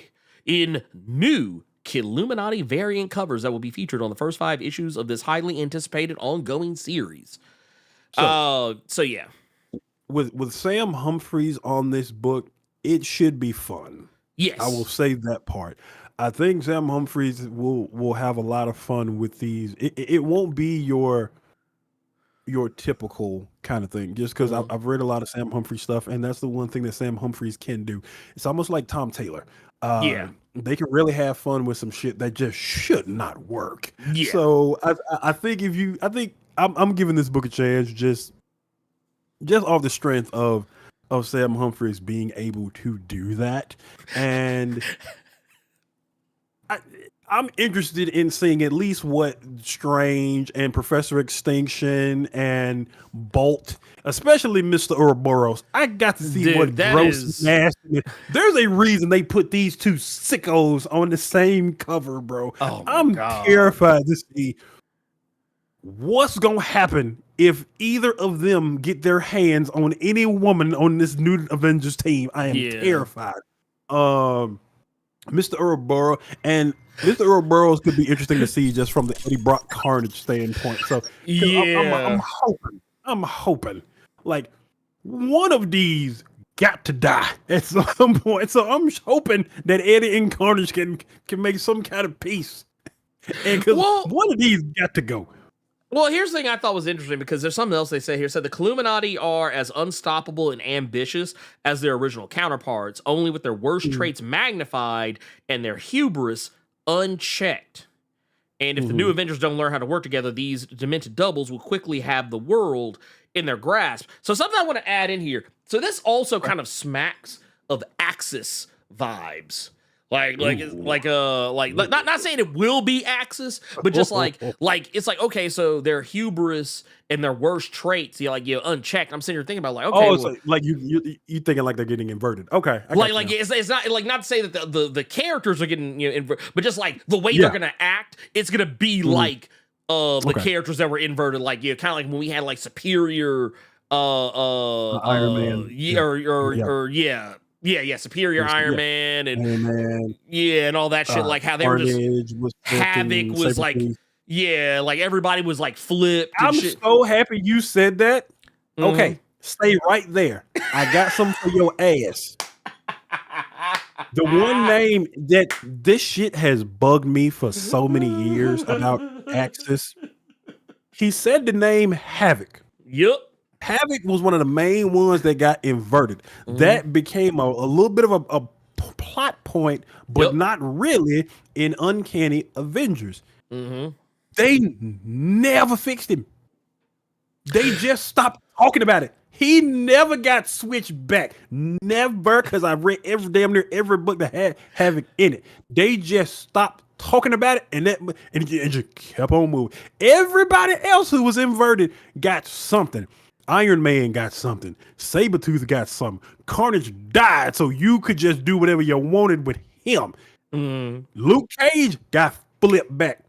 Havoc was the only one who was trying. They was basically writing him like they would, like Gillen was writing Cyclops when he had the red suit, and Bachelot was doing art in that Uncanny X-Men book, but he was going hard in the paint. It was basically a white Killmonger is how they was writing Havoc, and they just never fixed it. So they just got tired of writing for that motherfucker for a while and just never fixed it. So here's the funny thing about that. They tackled it later. Here, I'm gonna pull this back. They tackled it a little bit later, but it never really truly ever got, like, to my understanding, it never really truly fully got addressed. So this was an X-Men Blue. For those who don't know, this was an X-Men Blue, and Emma Frost technically was supposed to have straightened him out. Okay, y'all got me. Supposedly. Now, like, here's the thing. He was still kind of... So, okay, when we got to Hellions, he was still kind of dealing with that shit.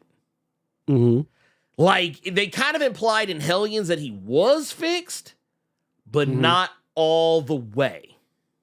Okay. That's why he was having some of the.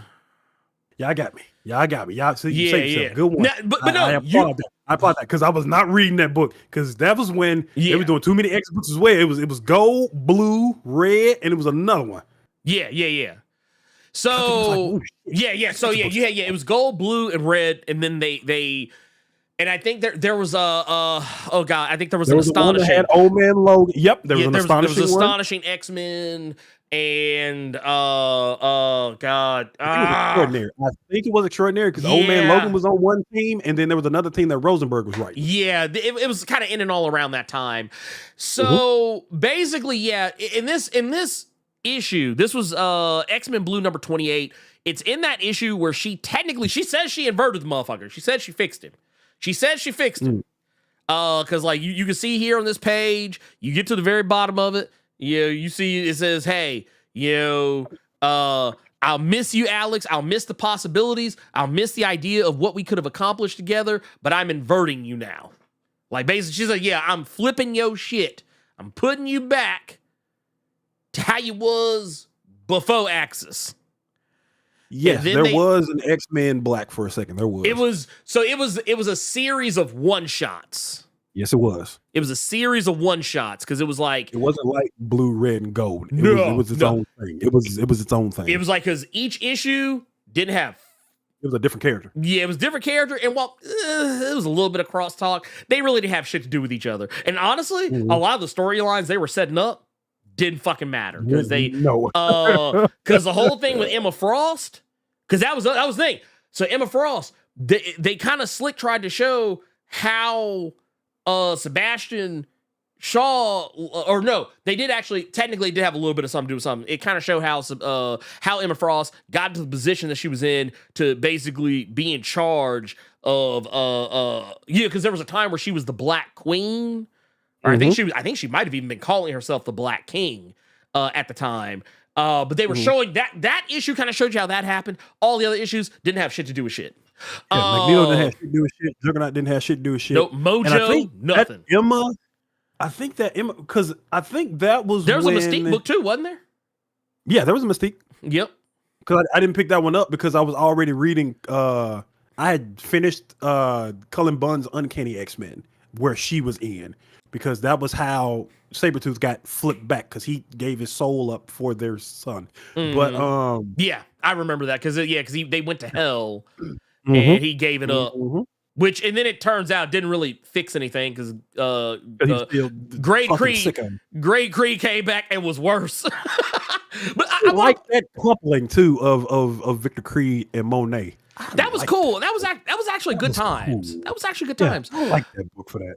But see, here's the thing. I want to just point out something. I like to kind of hang my hat on this particular part of the of Havoc being fixed because of the thing that he says. They say, hey, we brought you back, and he's like, that's not how it feels. Not for me.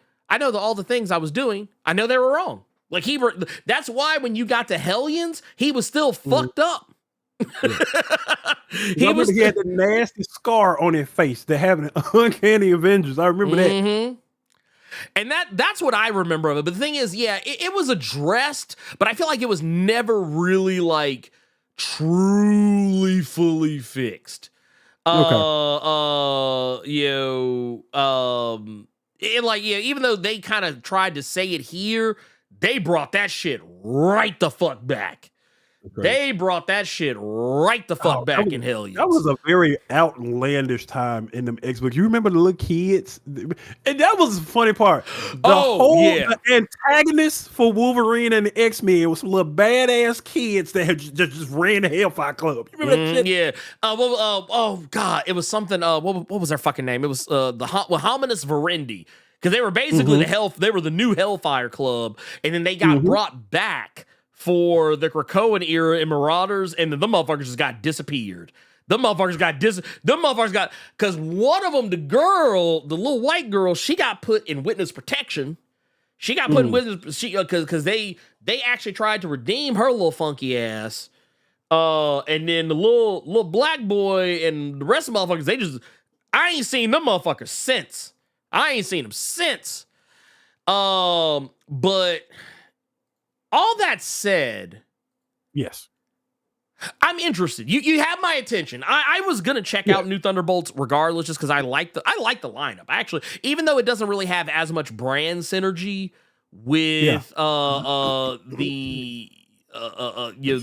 movie roster. I'm here for it. I'm absolutely here for it. I mean, I will say this: if there's any one criticism, I will lay at the feet, because you know me, y'all know how I am. I'm not gonna, because I know some of y'all thinking, oh man, Blerd, you letting them off light. You letting them off too light. You gave Dennis Camp 9 kinds of hell. 9 kinds of hell for that whole ass shelf full of vanilla ice cream. That vanilla ice cream that he threw up. I know what y'all thinking. And here's the thing. You're exactly right.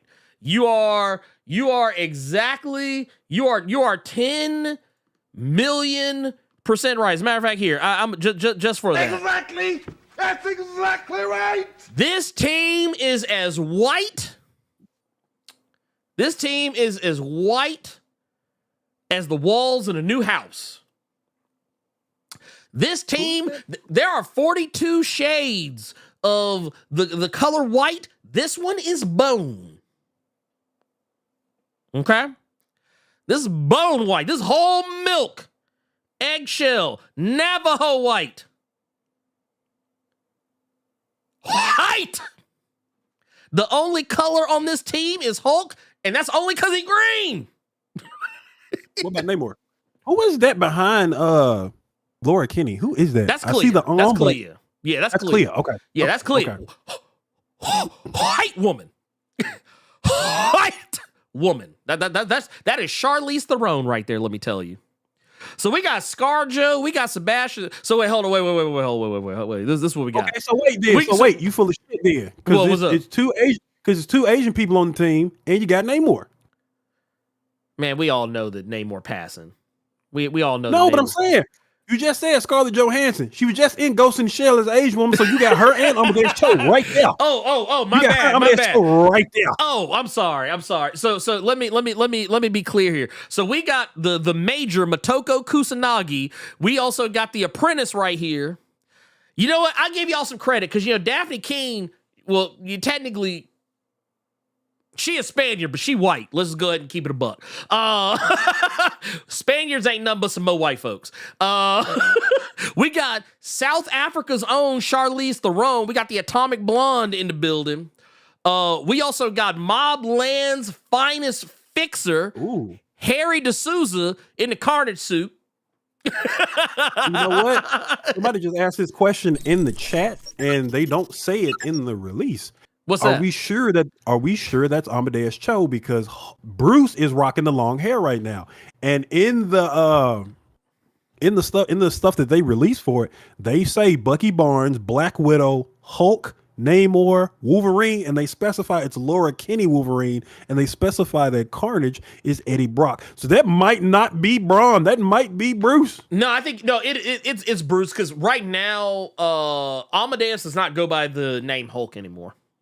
He's Braun, right? Yeah, he's Braun. Yeah, so that might not be. He still Braun. goes by Braun. Yeah, that's Bruce. That's Bruce like about. Well, actually, technically, it's just Hulk. Because the storyline they've been doing is read that damn book, so I can see how he ended up with the damn Thunderbolts of all people. Wait. He said Robo gonna get me for that Spaniard comment. No, he ain't. He gonna agree. He's gonna agree, because he's the one that put me on game about that. Oh, I said Braun, Gavin, or are you thinking about Braun Breaker? You want the Hulk to start barking? Is that what you want? You want the Hulk to start barking at you and spear somebody one at a time? Wait a minute. I ain't gonna lie. Every time I hear about Braun Breaker, I always just immediately start thinking the dog face gremlin. That's all I ever think about. But no, I'm here for this team. It's a little. It's mighty white. It's a mighty white team. But here's the thing. I've seen a lot of mighty white teams in my day, and I'm used to it at this point. But here's the thing. And this is how I combat this, and why I'm I might be I might be a little more uncharacteristically okay with this as opposed to how I was with the Ultimates, and I'm gonna tell you why.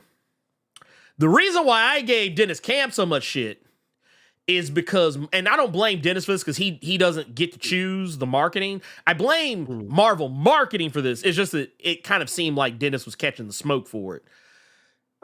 Marvel marketing was hiding the diversity in the marketing. They made sure all the white characters were front and center.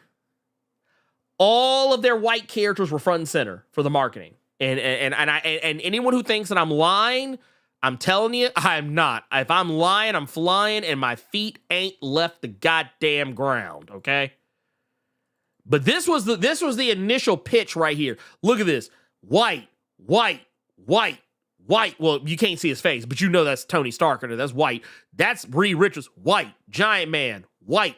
There's, like, way down here, kind of hidden. I'd forgive you for not being able to see her. Wasp, who, under normal circumstances, is a whole white woman. In the original Ultimate universe, they kind of played her more like Asian, though it was very difficult to tell sometimes, depending on who was drawing her at the time. But I think in the current Ultimates universe, I think she's just regular ass white woman. Maybe. I could be wrong. I don't really rightfully remember, and I don't really care. But the thing is, all of the other characters who were going to be their more diverse, like here, let's pull this up. Their diversity, look what they did. They hid the motherfuckers in silhouettes in a free comic book day issue. They didn't even want you to know, like, oh, we don't want y'all to know some niggas in this. We don't want y'all to know there's nobody non-white in this. Like, you could tell that was Black Panther in the back, which I also find funny because has that motherfucker yet to debut in any Not at all. So this is false advertising right here that we're gonna give y'all a little hope. Yeah, like we'll give you a little hope. We'll give you a little hope. And like right here, this, I'm almost positive. Actually, no, fuck. I don't know who this is supposed to be because we know at least one of these two is America Chavez. We know that. I think that's America in the back. Yeah, I think it's America in the back. And there's another somebody back here way in the goddamn back, just blacked out. But the thing is, we knew She-Hulk was going to be in as well, but this ain't that She-Hulk. If it is She-Hulk at all. So that's my thing. They literally put an all-white cast front and center and then said, hey, y'all come buy the book. And then notice how all the people who would normally deride your books for being woke, notice how they were all actively championing this book until they realized it was actually some brown folks in it. And then they stopped talking about the book as much. Some of them have already openly said that they've fallen off the book. And then when all that shit with the Punisher and all that shit happened, they really fell the fuck off the goddamn book. It's funny you brought that up. I like that. Just like that nasty shit they did with Brave New World, and then that issue of Sam Wilson Cap that came out the same week. Oh, yeah. We get Thunderbolts coming out. And then the issue of the Ultimates, we got John Walker as a whole white supremacist. Oh, yeah, whole Nazi. Not a little bit of a Nazi. Whole Nazi. That was funny. Like pure unadulterated. Look here, like y'all think I'm bullshitting. Like that this, was funny. Y'all think I'm bullshitting. Swole Klansman. Like look, they're like, look, we gonna lean into this shit. They said that was funny. Oh, and then Gavin just hit the nail. Right here. Non-binary Hawkeye threw them off. That was it. Because I saw a lot of them get mad about that too. No, Lord. I saw a lot of them get mad about that. They got tight about it. Getting back onto the the Illuminati is so corny. It is. But I'm gonna read. I've read Stranger Things with Bucky in it. I was somebody that was reading that crazy ass man on the wall shit. Oh, I forgot about this. Winter Soldier in space shenanigans.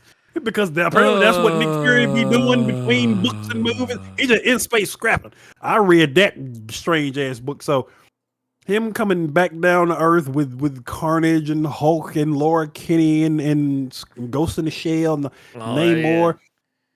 I'm down to see this. I really want to. You know what? They got me on the Illuminati of it all because I want to see how they're supposed to. Y'all done talk no jutsu'd me out for quite a while. So I'm hoping that this don't go that route because this new iteration of the Illuminati don't look like they talk much. So no, this is just hands. This is just hands. Yeah. So this will be interesting to see. This will for sure be interesting to see. We'll just do this then. Let's go ahead. We're gonna pick our winner. We're gonna read some super chats because I know we got some that we haven't read in a little bit. I promise y'all we'll get to them. It's just we kind of were we were off in our own world. I'll just put it like that. All right. Okay. Well, what's up? What you got? Well, no, I see this one from X1, and I feel like you gonna think I'm being a smart ass, but I guarantee you this is exactly how Marvel is looking at it. I feel like this Illuminati should be Avengers villains. They are Avengers villains. It's just new Avengers villains. Yeah. I guarantee you. I don't want you to think I'm being a smart ass when I say that, but that I guarantee you that's how Marvel's thinking. I agree.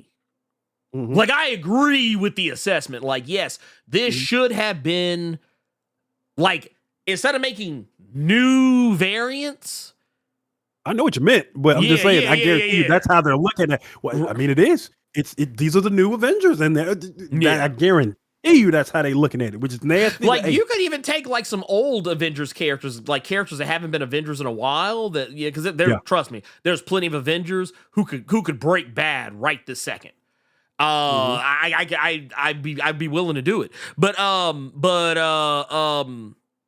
just say this. Let's select our winner. I'm gonna stop entries. Let's go. Okay. Who done won another one? Nerd Large. Nerd Large will be the winner of this Josiah Power variant cover. I'm gonna set this back to the side. I ain't gonna lie though, that was a good one shot. It actually made me want to go back and reread I Am Batman from how Brian Hill wrote Batman in this. Oh yeah. It did actually make me want to go. I was very, very close to picking up I Am Batman this week, but then I remembered Black Panther and just walked out the store. I just remembered that. Damn. Actually, wait, hold. I'm gonna. You know what? I just thought about something. What's that?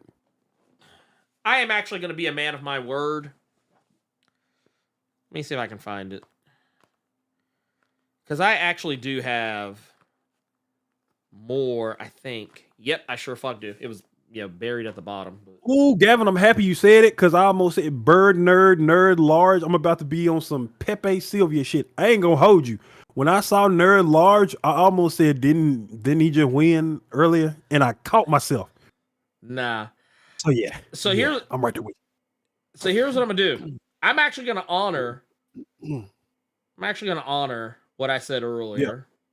Because I have multiple copies. I literally I have 1, 2, 3, 4. I have 5 copies of this damn book. Of Power Company? Yep.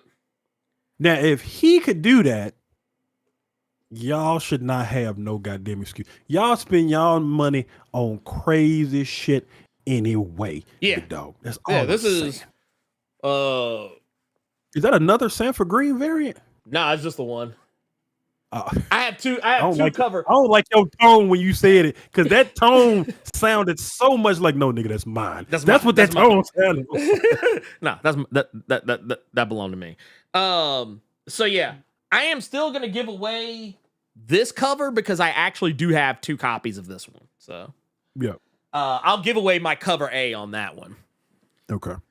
That's all his nerds look to say.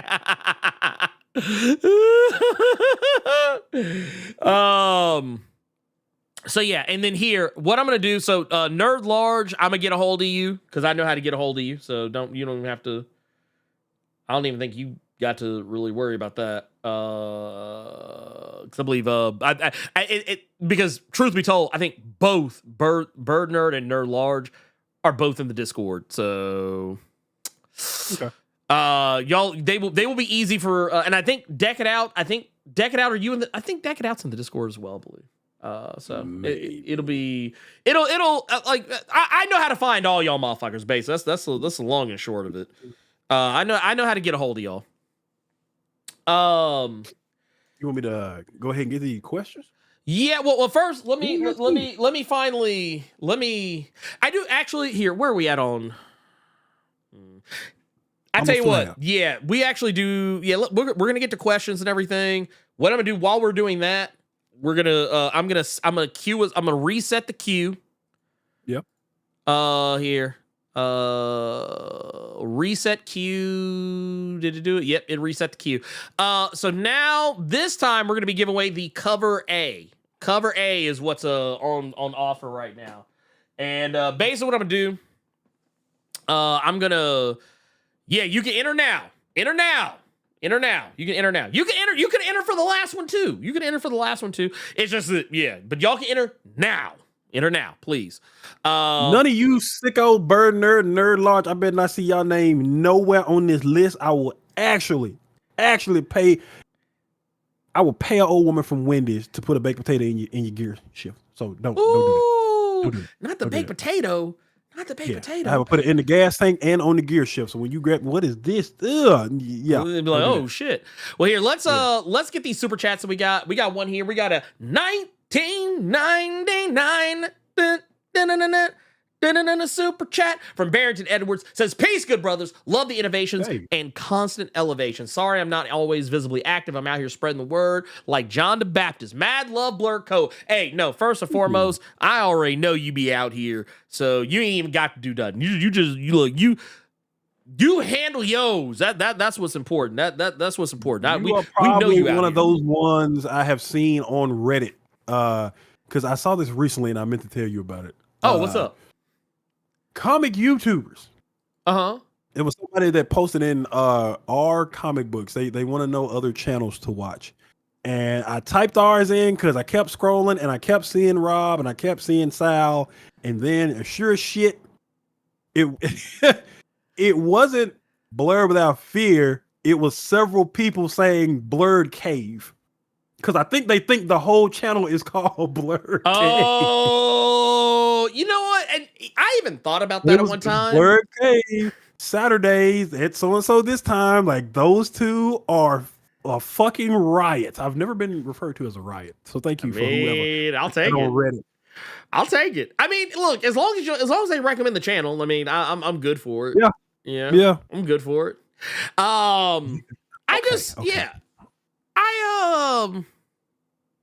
I like that. You know what? And here's the thing. Keep us in the conversation, y'all. Help keep us in the conversation because I know that some of y'all probably in like some nerd groups. You probably go on these sub. Because I'll be honest with you, I don't fuck with Reddit like that because Reddit is a fucking. Yeah, it's too stressful for me. But anyway, y'all like if you ever like if someone's like, hey, y'all got any good comic book recommendations? Send them our way. Send them our way, man. Because that helps us out tremendously. I know earlier I was kind of harping about hitting the like button, which by the way you should still be hitting the fucking like button. But also at the same time, also sharing. Sharing the content. Sharing the videos. Telling your friends about them, telling everyone about them, like making sure that people know about what we do. That's important. It's huge. Like honestly, to me, I'm not trying to fuck my bag up, but like to me, that's actually more important than the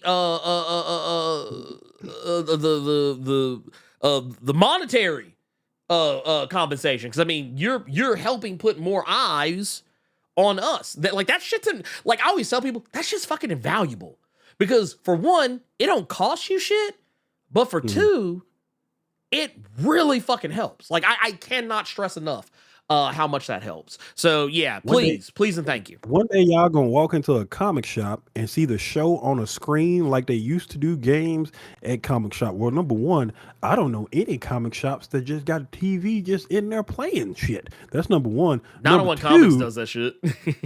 Really? Yeah, I don't know if they would do it. But it's because they asses was watching Star Trek compilations and shit. Oh, yeah. They would be, but like sometimes they would have like YouTube shit up. Okay, but if I was to walk into a comic shop and see me, I'm walking out because that would just be too much for me. That would be too much for me. Look, yeah, probably. I would be. Yeah, I ain't gonna hold you. I'd be a little tight. First motherfucker that would be like, yeah, I'd be a little tight. I'd be I would be tight, but I would be like, yeah, that's me. Oh God, yeah. Because I don't like because some of my friends who out in the world, if they see me out and about, they're like, if I bump into them out somewhere, they'll be like, oh yeah, this is so. I'd be like, no, you finna get hit with that cousin. You finna get hit with that real quick, right? Big you too, bro. You out here on the TV, cousin. Now you know my mom. She kind of don't know who the mama is. Don't know who this cousin is. But you got that Marvel money. You got the Jeff Loeb break. Hey, I'm Jeff Loeb break. You got the Jeff Johns money around here. I got that. Nah, man. I'm gonna tell you what kind of money I got. I got that. I got that. The Simon A. DeMeo money because they don't pay artists shit. He got that pickled lemonade money. Get out of my face. I hear you. I'm just saying, I got that Marvel artist money because they don't pay their artists. Message. That's what I got. That's the kind of money I got. But yeah, no, I used to see that shit. I would love. I mean, I would be proud. It would be a proud. I think the only reason why they probably couldn't play me is because I curse, and these are family establishments, so they probably can't just put me on like that. And I don't censor myself really anymore, so that's also another thing. I'm like, I kind of got over the whole censoring myself because like it doesn't really make a difference. Not really. Not in the grand scheme of things. For me, maybe if I was a bigger channel, maybe, but no. Okay. But that said, giveaway time. No, because we still got more. We got more. We ain't done yet. Not by a damn sight. We got the Red Rory out here with the 10 says, loving the stuff coming our way. Just checking in before I got to head out. Love seeing all the great things coming our way. The last thing, get them likes up. Thank you out here advocating for us. We appreciate that. We appreciate you telling these people to get on it, doggone it. And we also we got more. We're not done. We actually got some more. Actually, these I'm going to have to pull up the old-fashioned way. We're going to have to do this. Let me pull this up. Bam. Here we go. Also, by the way, shout out to Cara Pearl, who follow us over on Twitch. We got John Battle out here with the 48 months in a row in the Blerd Club Gold Mine. Says, I'd like to take this moment to congratulate my daughter on graduating. We got to.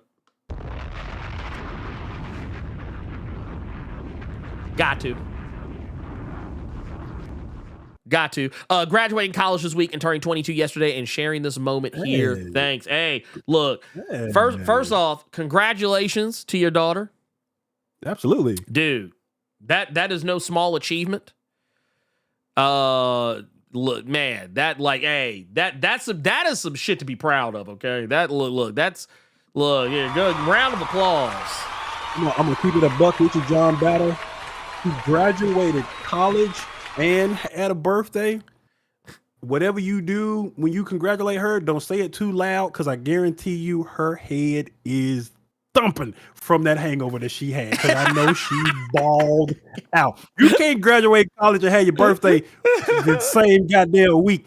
Her and her friends partied hard. That girl probably drank way too much. Just get her some Raisin Bran, get her some oatmeal, get her some water. Absolutely. Don't scream too loud. Your baby's head is screaming right now. Congratulations to her. Absolutely. Was Nerd Large with the 19 months of the Blerd Club Silvermine says earn white wall double and Carter D major blursers. Oh. Look, so if we got doubles out here, see that would be the fucked up part. If I had a double, my double would have to see. No, I already have an evil variant out there. I already have an evil. I got a few evil doubles out there. Yeah, that goes. That's something that I always giggle about. Because I would go as far as to say that I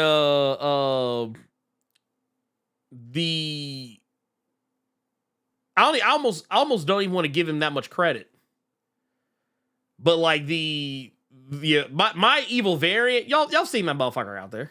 Y'all seen him. Y'all see him. He ain't shit. That's Young Ripper. That's my evil variant out there.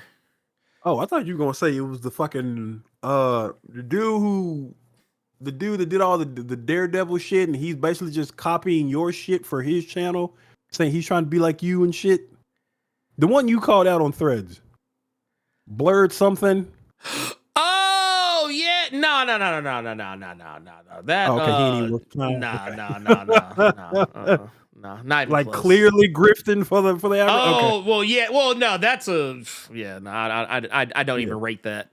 I don't even rate that. Carter's evil variants, Tyrone Magnus. There you go. Oh, y'all know Tyrone. Y'all know Tyrone Magnus is. It's woke. Y'all know that guy. Y'all know who he is. I don't appreciate that at all. I don't appreciate that in the fucking slightest. Tully Television has been in the golden age of the Blerd Club for 6 months now. He said, "Am I the only one that misses the crossover rates?" Wait. You know what? Because I told y'all about this. Yeah. Spell check be getting y'all good, and I'm gonna read it exactly like it is said right there. Because that ain't even spell check. You was on the computer. You typed this with your fingers. Am the only that misses the crossovers rate happened exclusively during annuals like the Evolutionary War and Atlantis attacks. Keep up the good work. What? Yeah. No, I get what it's so a ways back. What they used to do is they would run crossovers and annuals. They still do it sometimes. They did it with Contest of Chaos last year or the year before, I believe. But basically, yeah, it's like you would, instead of having like a bunch of new series, you would just like, if you had some annuals that were going to be lining up, you would just put them in the annuals that we're going to be releasing. So you have like an Avengers annual, like a Namor annual, an X-Men annual, Captain America annual, and so on and so forth. That's how they would usually do those back in the day. I do kind of miss that. Yeah. I remember Spider-Man used to do that a lot too, because they used to have one. One of my I'm trying to remember the name of it, but it's escaping me right now. But I remember Spider-Man did one with the New Warriors back in the day that I really enjoyed. So there was that, and I remember there was one that involved Proteus that was like, it was like X-Men, New Mutants, and I think like the New Warriors and so on and so forth. They kind of did something like that as well. I do miss those. Those were pretty cool because you didn't have to like, instead of like creating some new series or trying to run something in a book that like you weren't going to buy anyway. They put it in the books you were already probably going to be picking up. And I thought that was a nice little touch.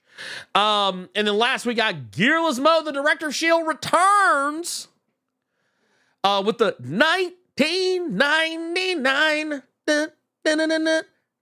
super chat.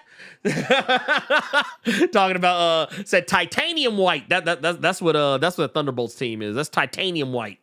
Courtesy of Bob Ross.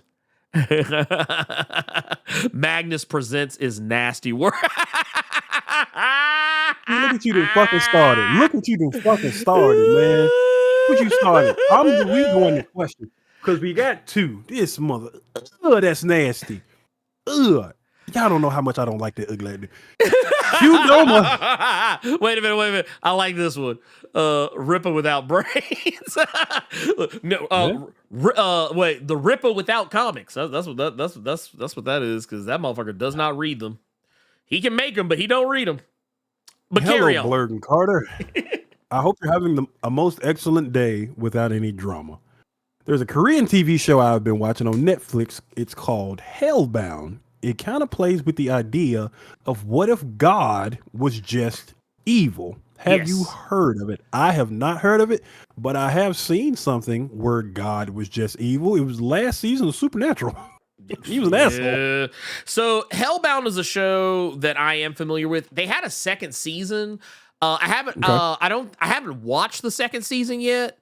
But for those who are curious about it, it's a really cool show. I will go ahead and tell you right now, don't go into it expecting some kind of like crazy super duper mega ultra high budget like special effects type deal, because it doesn't have that high of a budget. It doesn't have that high of a budget. Some of the special effects can be a little wonky, but I mean, it's a Korean television show, so I think people should just go ahead and taper their expectations right then and there.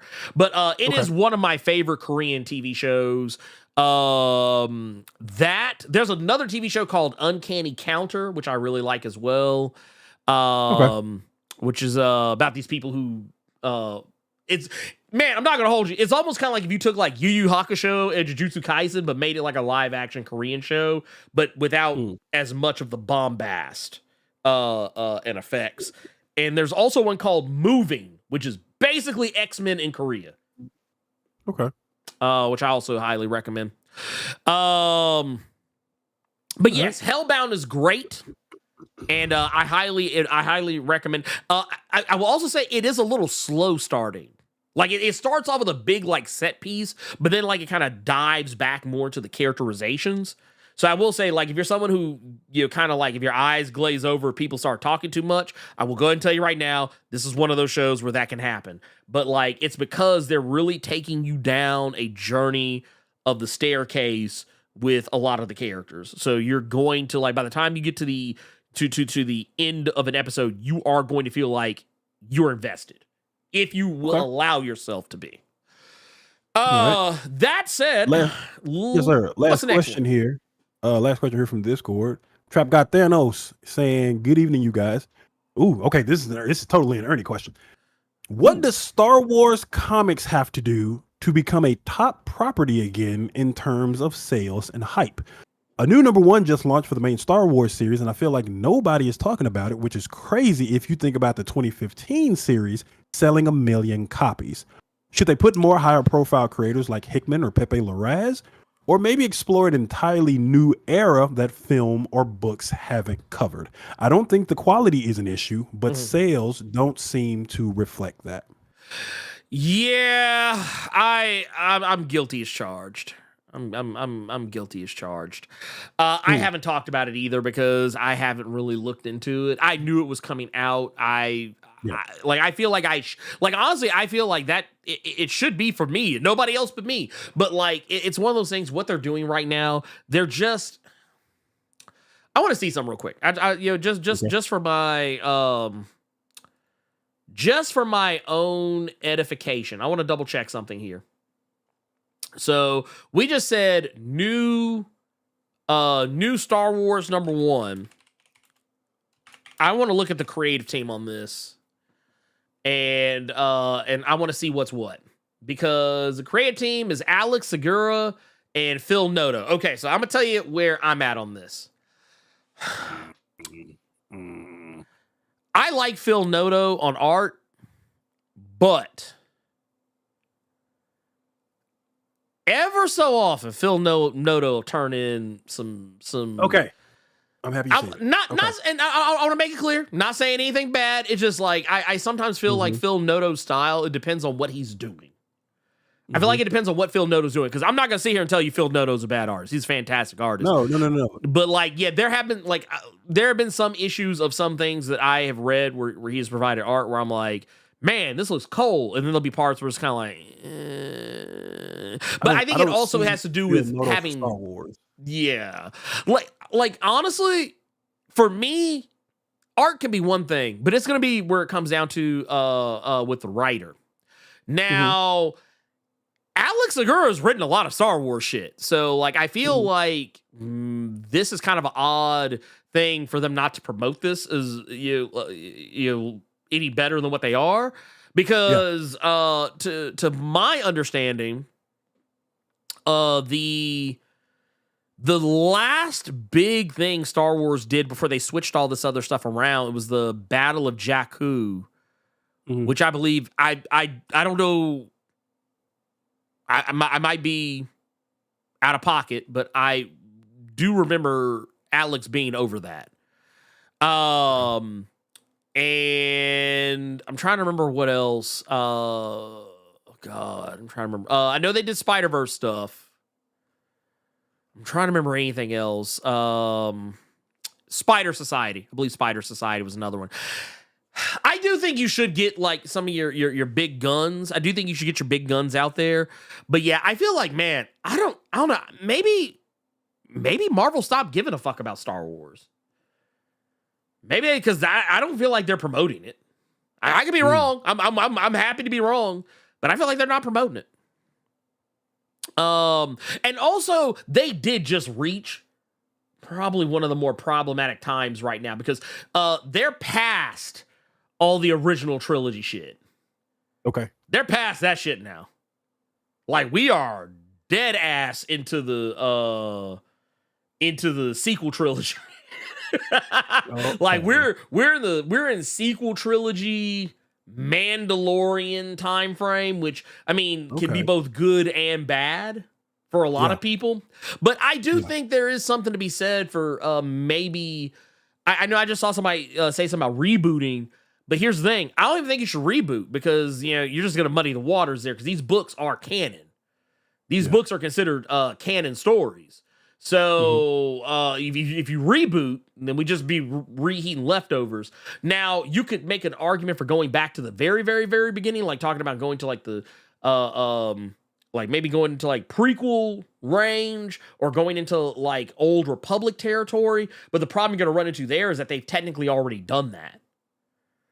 There have been books set in they had books set in the High Republic. Isn't that all the ones that they call Legacy or Legend? Well, is that what you're referring to? So Legends is basically any of that shit that came before Disney bought Star Wars. Okay. But but we're talking about like Old Republic, talking about like when that shit people liked from like the Knights of the Old Republic games and the Old Republic like fucking MMORPG. Like, man, I don't know. I feel like they were putting lights out fucking writers on these books. They were putting names like Charles Soule, Greg Pak, Karen Gillan, I think Cy Spurrier even didn't want to believe or did some. I mean, I feel like they were putting hitters. They're putting heavy hitters on, and I feel like now they're just kind of like just doing whatever. Just put whoever. Like honestly, I would like to see and I don't know, maybe they haven't. I just didn't see it. Put Colin Kelly and Jackson Lansing on a Star Wars book. Let them get them after. Get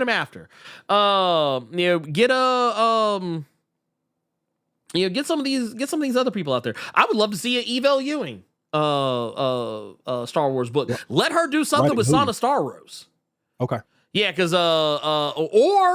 or bring back Justina Ireland to write some more Son of Starros. I don't know, but they need to figure something out. Okay. Like they've been making good comics. And I feel like people are ignoring it for one reason or another. And it's either because Marvel's not talking about it. I would talk about it, but no one fucking cares when I talk about Star Wars. They would rather listen to racist ass, sexist ass, homophobic ass fucking what's that motherfucker's name? Star Wars Theory. They'd rather listen to that motherfucker talk about Star Wars than to hear me say anything about Star Wars. So I just shut my fucking mouth. I'm like, I ain't about to have me waste my goddamn breath. My time and energy that it takes to fucking make videos and shit. I'll just do something else.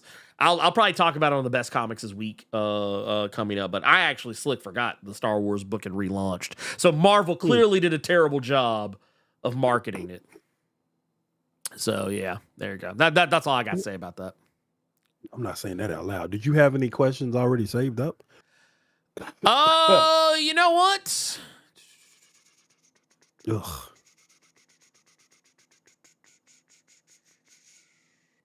Actually, don't see any. Okay. I'm double checking, but yeah. Oh, well, I do have. We do have some super chats and other shenanigans going on here that we can highlight while we wait for that. And then we can also announce our wiener.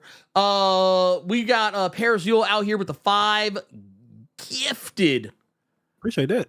Extra snug. Man, dude, just say, hey, man. He's like, man, hold these. Hold these. Out here. Love to see it, man. Also, man, hope you are enjoying your fucking retirement, man. Handle that shit. We also got Freddie Lane out here with the 2, says shout to the GOAT Carter. Love to all Blur Coa. See, look at that, man. Let's see somebody give you some love. They give you some love. They see you out here. Here's the other thing. I forgot that there was a new Youngblood comic. That's what I'm saying. I forgot that exists out in the world. See, here's the thing, and this is what I'm talking about, man. Motherfuckers gotta advertise. Here, let me see something. Man. I didn't even know that was a thing that existed and people wanted it. Yeah, I didn't either. Shit. Let's see here. Who do they? Oh, no, I'm good. Rob Liefeld, I'm straight. Mm-hmm. Yeah, I'm super straight on that. Yeah, I'm not gonna say that. I'm a man of my word. Nothing. You can keep that there.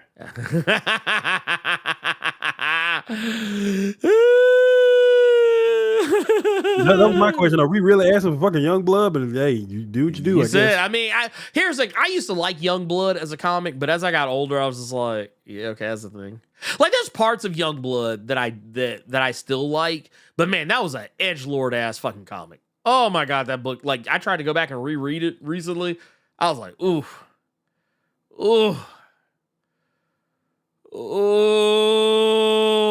Lord, no, thank you. No, thank you.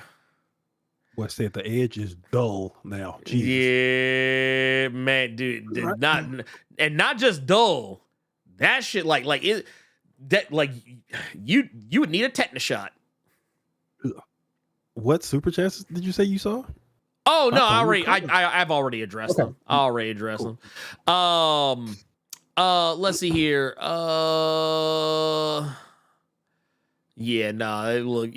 See, and you know what? I now remember. Hold, let me take this down. I now remember why I forgot that new Youngblood was coming out. Dude, okay. I have Charles Xavier levels of fucking mind-wiping abilities, because I actually distinctly remember not too terribly long ago, it actually like all just kind of flooded back into my head. The memories just came back. I actually remember saying, fuck that book, because it was Rob Liefeld coming back. And I was like, I'm not supporting that shit. I don't give a fuck when it comes out. And then I actively wiped it from my memory that it was even a thing. And when I read that question... You did the triangle defense to yourself. Right? I did. I fucking did. Also, I'm did the red triangle. I did. Sick.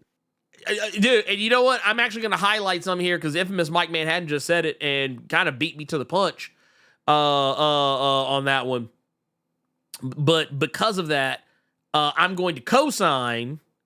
I'm going to co-sign what he just said and tell you, yeah, just go read Blood Squad 7. That's a better. Finna get mad at me. You finna get mad at me. What's up? But I saw how Blood Squad 7 looked. And thought it was gonna be on the same vibe as Youngbloods, so I just ignore it. So okay, here's the thing. It kind of is and it kind of isn't, because it's a throwback to those 90s era like comics. It's unashamed. Unashamed.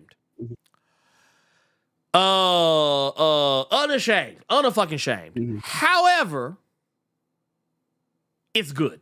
It's actually good. It's actually good. And it's also Joe Casey. Joe Casey ain't missing. Ain't missing. But here, let me.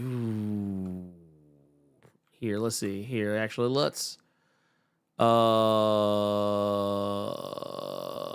see here.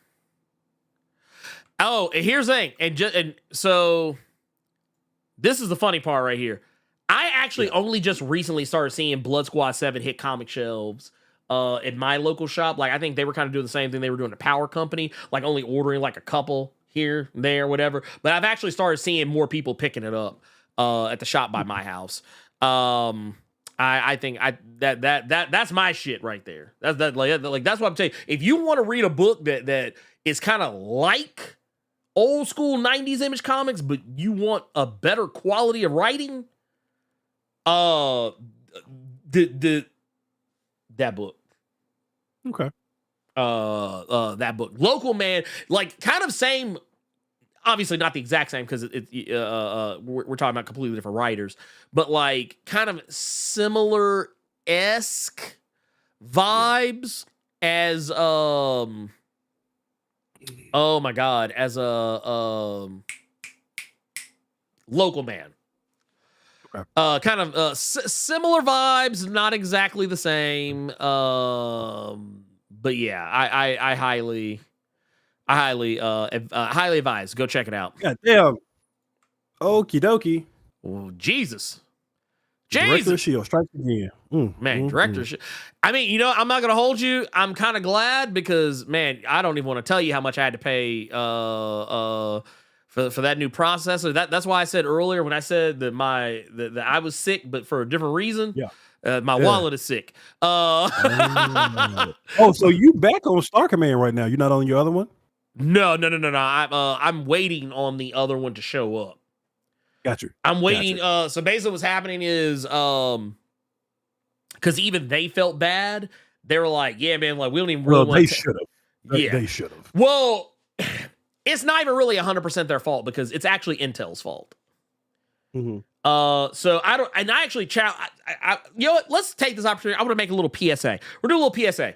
Don't ever buy a Intel processor ever again. Do not ever buy a Intel processor again. And I'm gonna tell you why. So my processor was the i9. What was it? The 14900K F model, KF model. This is an overclock model. Mm-hmm. You'll also see the same problems in the K model of the chip. They've had this issue for both the 13th and 14th generations of their chips, and they have not fixed it. Now, and if you're probably asking yourself, well, why didn't you get an AMD? I didn't because I had the exact same problem out of AMD with the original computer that I built. Mm-hmm. The one that I'm actually using right now. Because AMD, while it wasn't necessarily a chip problem, it was a certification. It was a certification problem that they chose to never fix. So it's kind of one of those things where it's like, kind of damned if you do, damned if you don't. But this was specifically related to the processor, not just some, I mean, while technically it is technically related to hardware on AMD side, it is a problem that while they chose not to fix it, at least not to fix the problem for people who already had the chip, they at least chose to fix it for the people who bought future chips. In the case of Intel, the motherfucker just said, yeah, man, fuck that shit. Y'all, look, they're like, and? Look, go ask Intel to fix the shit. They're going to do this shit. Now comes the part where we throw our heads back and laugh. Ready? Ready! That's what they do. That's what they do. But basically what happened was so the processor is bugged, and what it was doing is it was pushing too much voltage to different shit, and it was causing my graphics card to like go fucking crazy, and it was causing my motherboard to go crazy. And basically, I ended up having to replace the motherboard anyway because, well, the way it was doing, it was basically it was running so hot that it was like literally melting shit is what was going on. So the motherboard had to be replaced anyway, and some of what melted got on one of the hard drives, so I had to replace that too. Even though technically I could have gone without replacing that because there was a whole ass other hard drive in there, but that's another story altogether. I'm not going to talk about it. But now it's like, well, the processor is still like bugging the fuck out. So I got to replace the processor. I'll basically they already have it. I basically take the processor to them on Monday, and they'll have it fixed within like an hour or so. So basically, yeah, that's long short. So yeah, long story short, don't fucking buy any Intel processors. Don't ever do it. Just never again. They have. I was already more of an AMD person. I just kind of took a chance on this one, but they have literally made me an AMD for life guy. I'll just leave it at that. But that said, we do have some more here. Because as I stated earlier, we got, the director of S.H.I.E.L.D. out here just literally directing S.H.I.E.L.D., like literally sending in all the helicarriers, goddammit, gifted out 20 Blerd Without Fear memberships. And also, here, let me pull this up just because I kind of want to, give you guys a little bit of an idea of what's going on here. For anyone that was curious, about that book that I was talking about a minute ago, Blood Squad 7, this is basically the blurb for it. And if you have a mind to want to check it out. The basis is, 30 years ago, they were America's premier celebrity superhero team, seen on television, on tabloid magazine covers, scoring $1 million endorsement deals. They were everywhere. Now, a new generation takes up the mantle, or perhaps the poison chalice, fulfilling the promise made 3 decades ago to be the heroes that a fractured America needs. So yeah, do with that information what you will, but I think you can all pretty much infer who it is the fuck that they are talking about. But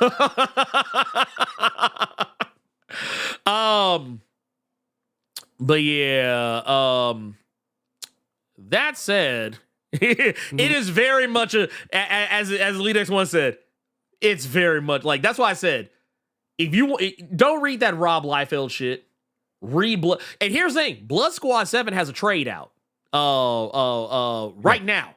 There's literally a trade out here. Let me do a little check. Let me do a little check. I'm checking. Oh, Negro. Stop the goddamn press. Yeah. Put your money away. Put your money away, goddammit. Put your money away. It's on Global Comics. So, there you go. It's on Global Comics. Put your money away. Your money's no good here. If you want to read that book, they got the first.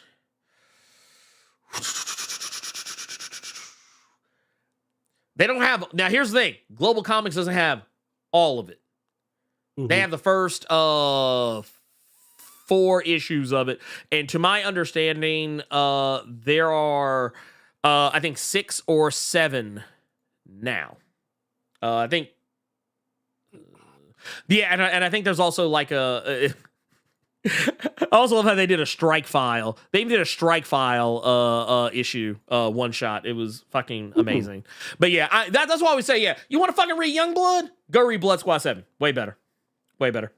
Infinitely better. So much better. Oh my god. Fuck out of here with that shit. But yeah, it's on Global Comics, so y'all know what to do. Y'all hit that shit that's right over there under Carter. Scan that. Use QR code. It'll get you in the door. Get the app on your phone. Use my promo code GCX Blerd Without Fear, or you can click the link in the description of the video. Click the link in the description of the video, or if you are on Twitch, ! GCX, that'll get you the same link. It'll click that link. It'll literally, it'll quite literally take you. where you need to go. So hey, do the thing. Do the thing, if you will. That said, I got a couple of more. We can do these real quick and then get the fuck up out of here. Because these are really like the only questions I have seen. Here, we'll do these. That one's kind of a long one. We'll save it for last. All right. So we got one right here from Osiris 2K1. Says with Youngblood back at Image, do you think that they'll make Chapel killing Al canon again? Probably not. Probably not. Small got too much shit going on to be worried about one tiny ass thing from Robert Liefeld. Yeah. That we don't even know is going. Depending on if it's successful enough, maybe. But honest to God, I don't see that book doing nothing that Blood Squad 7 probably isn't doing better. So I think that'll just be a thing that happened, and then a clip we can show from the animated series. Other than that, I don't think they're worried about Chapel and Al Simmons. So no. Wait a minute. So let's see. We got Infamous Mike Mahan says, how would people react if they gave Zeb Wells the Star Wars comic? Nah, I wouldn't do that to him. I mean, honestly, I think he'd do fine. But here's the thing though. So here's going to be the difference with Star Wars. I think Marvel is being, because here's the thing. You're dealing with franchise. So that means that they have to get shit approved some of these times by other people. So, or at least there are some clear guardrails set in place. So I don't think Zeb would be able to go like butt nuts insane the way he did with Amazing Spider-Man, the way he would be able to do in like a Star Wars book. You ain't gonna be seeing no I can't even. He couldn't leave. I know what you was finna say. He couldn't leave the house if you was trying to incorporate Rec Rap into Star Wars canon. You ain't getting Red Dav. You ain't getting Red Dab, okay? You ain't getting Red Dab lore. You ain't getting that. So no, kids couldn't go to school if you were trying to incorporate Rec Rap into Star Wars lore. Like absolutely not. Look, imagine if Han Solo got Princess Leia swept out from under him by some motherfucker named Paul. No last name, just Paul. It ain't Paul. He ain't no fighter pilot. He ain't no bounty hunter. He ain't no Jedi. You gotta do a name that's kind of nasty though, but like can roll off easy. You can like Dave. Jeff. Oh, Dave. Yeah, somebody. Just Dave. Yeah. Hey, wait, who's this new? Who's this new guy that you're dating? Oh, that's just Dave. Oh, was his name like Dave Star Rider or Dave Stone Star or Dave Afro? Like no, just Dave. And he gonna look at you with like this disgusted look on his face that you would even think that he would have a last name. It's just Dave. Like he gonna eye roll when he say it. Like really, bitch. Like he Dave. Look, yeah, just Dave. That's all you got for me, Dave? That's all you gonna do? Just Dave. Okay, all right. Man, don't y'all put that on Poe Dameron. Don't y'all put that on Poe Dameron. Poe deserved better than that. But no, that's the thing. I'd be fine with that. Here's another one, and I think this one can be an interesting one. Carter, has Carter read Captain Planet?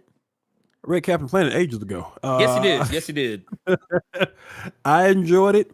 It was very interesting to learn that Captain Planet is a very powerful being that can stop anything except several bullets. Look, the motherfucker said, hey, get them depleted uranium rounds, and lit his ass. So yeah, I did read Captain Planet. I did enjoy Captain Planet. I can't wait to see what more we get from that book. But yeah, it was pretty funny. That little piece was pretty funny. But yeah, it was good. I really enjoyed the Captain Planet. What'd you think about the updated origins? What'd you think about the updated origins? I didn't mind it just because with this being a new series, I knew you would have to prepare yourself for certain things not to be 1-to-1 how you remember them. That's why when they Right. kind of changed the antagonist of this book, I wasn't really fucked up about it, just because again, with this being for the current day, I was expecting change. Just like with that goddamn goatee, you got to be expecting change. Him Yeah. not being able to eat some James Bond-esque hollow points, you got to be prepared for some change. So yeah, I wasn't worried about it. I was fine with it. Also, I like that they aged them up a little bit. Like, they're not all like super young. They're all like at least college age, as opposed to being like just full on teenagers. Like, if I want that, I can just go watch the cartoon. So I don't mind this at all. I don't mind this at all. Dude, I love, man. It was hilarious to me though when Mati pulled up, because I was like, bruh, y'all done made Mati a whole y'all why y'all got this dude out here acting like a whole gangster? Mati out here literally about to catch a body. Mati was out here, that shit had me about ready to die. That That's so funny to me. That man said, yesterday might have killed you myself. I was like, damn, what? He said the K word. I felt like Deadpool in that one episode of Ultimate Spider-Man. I said, oh, we can't say that word. We can't say the K word. Yeah, we can't say that. Oh, I'm happy you said that. The K word. Okay. And then we can go ahead and dip out of here. Yeah. So I started back watching The Bondsman, which is, for all of you that don't know, it's Ash versus Evil Dead, starring Kevin Bacon.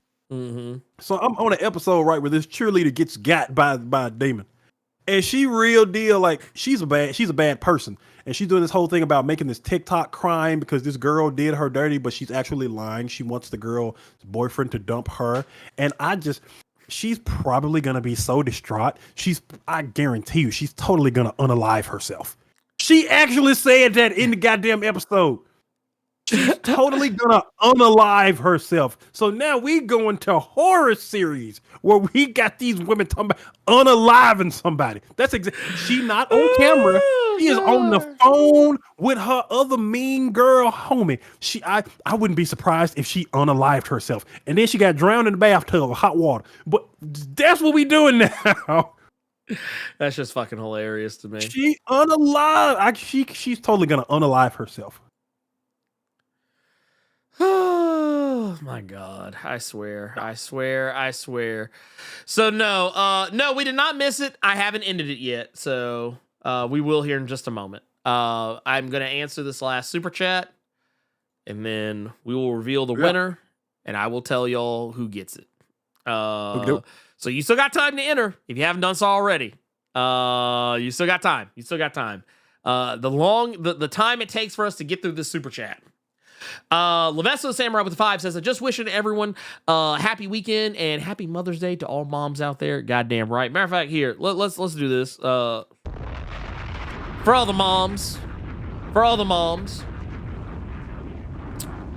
That's for all the moms out there, you know. Because we got to give it up to you. But that said, make sure y'all get in there. Remember, !join. !join is what you got to do. If you do not type !join in the chat, you will not be entered. That is a flash fact.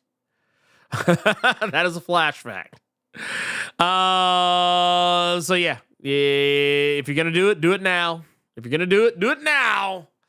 I'm gonna give y'all. I see a whole bunch of people apparently did not do it, so I'm gonna let y'all do it now. If you have not done it, get to it. I'm gonna give you a few more seconds. And let's. Happy MILF's Day, Ernie. What is wrong with y'all? I mean, look. What is wrong with you people?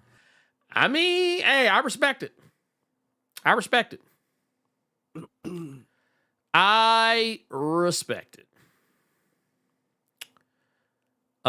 Let's see here. Actually, there. Or is that? Yeah, no, get that out of there. All right. Let's do it. All right. I think that's everybody. Okay. That's everybody. So I'm stopping entries as we speak. I'm stopping entries now. So now let's select our name. Who is the winner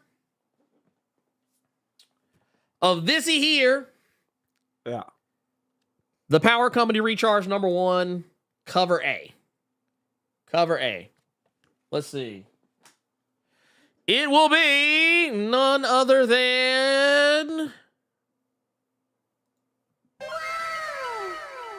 Triple Dot. Yep. It's Triple Dot. Said the winner is not me. No, it's gonna be Triple Dot out here. Triple Dot, where are you at? I hope Triple Dot is still here. Triple Dot, you still in here? Ooh. Let's see. I'm waiting. There you go. There you go. Up. There you go. Up. Okay, I'm about to say. I was about to say.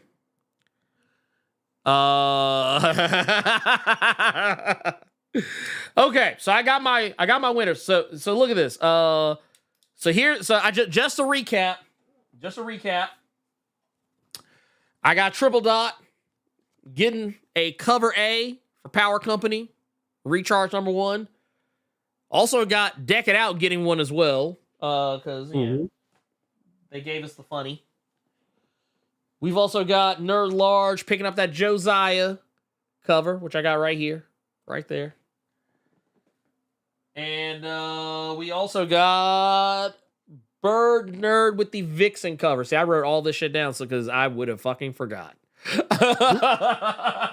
So yeah, we got that. So yeah, we did some good things. We gave away 4 comics. I should do this more often. Man, won't you just be a good Samaritan? Go ahead and put that Sam Green cover up, though. You know what? I tell you what. I was just bullshitting. No. You know what? Is it signed by Ernie? No, he didn't say Ernie. He said Ernie.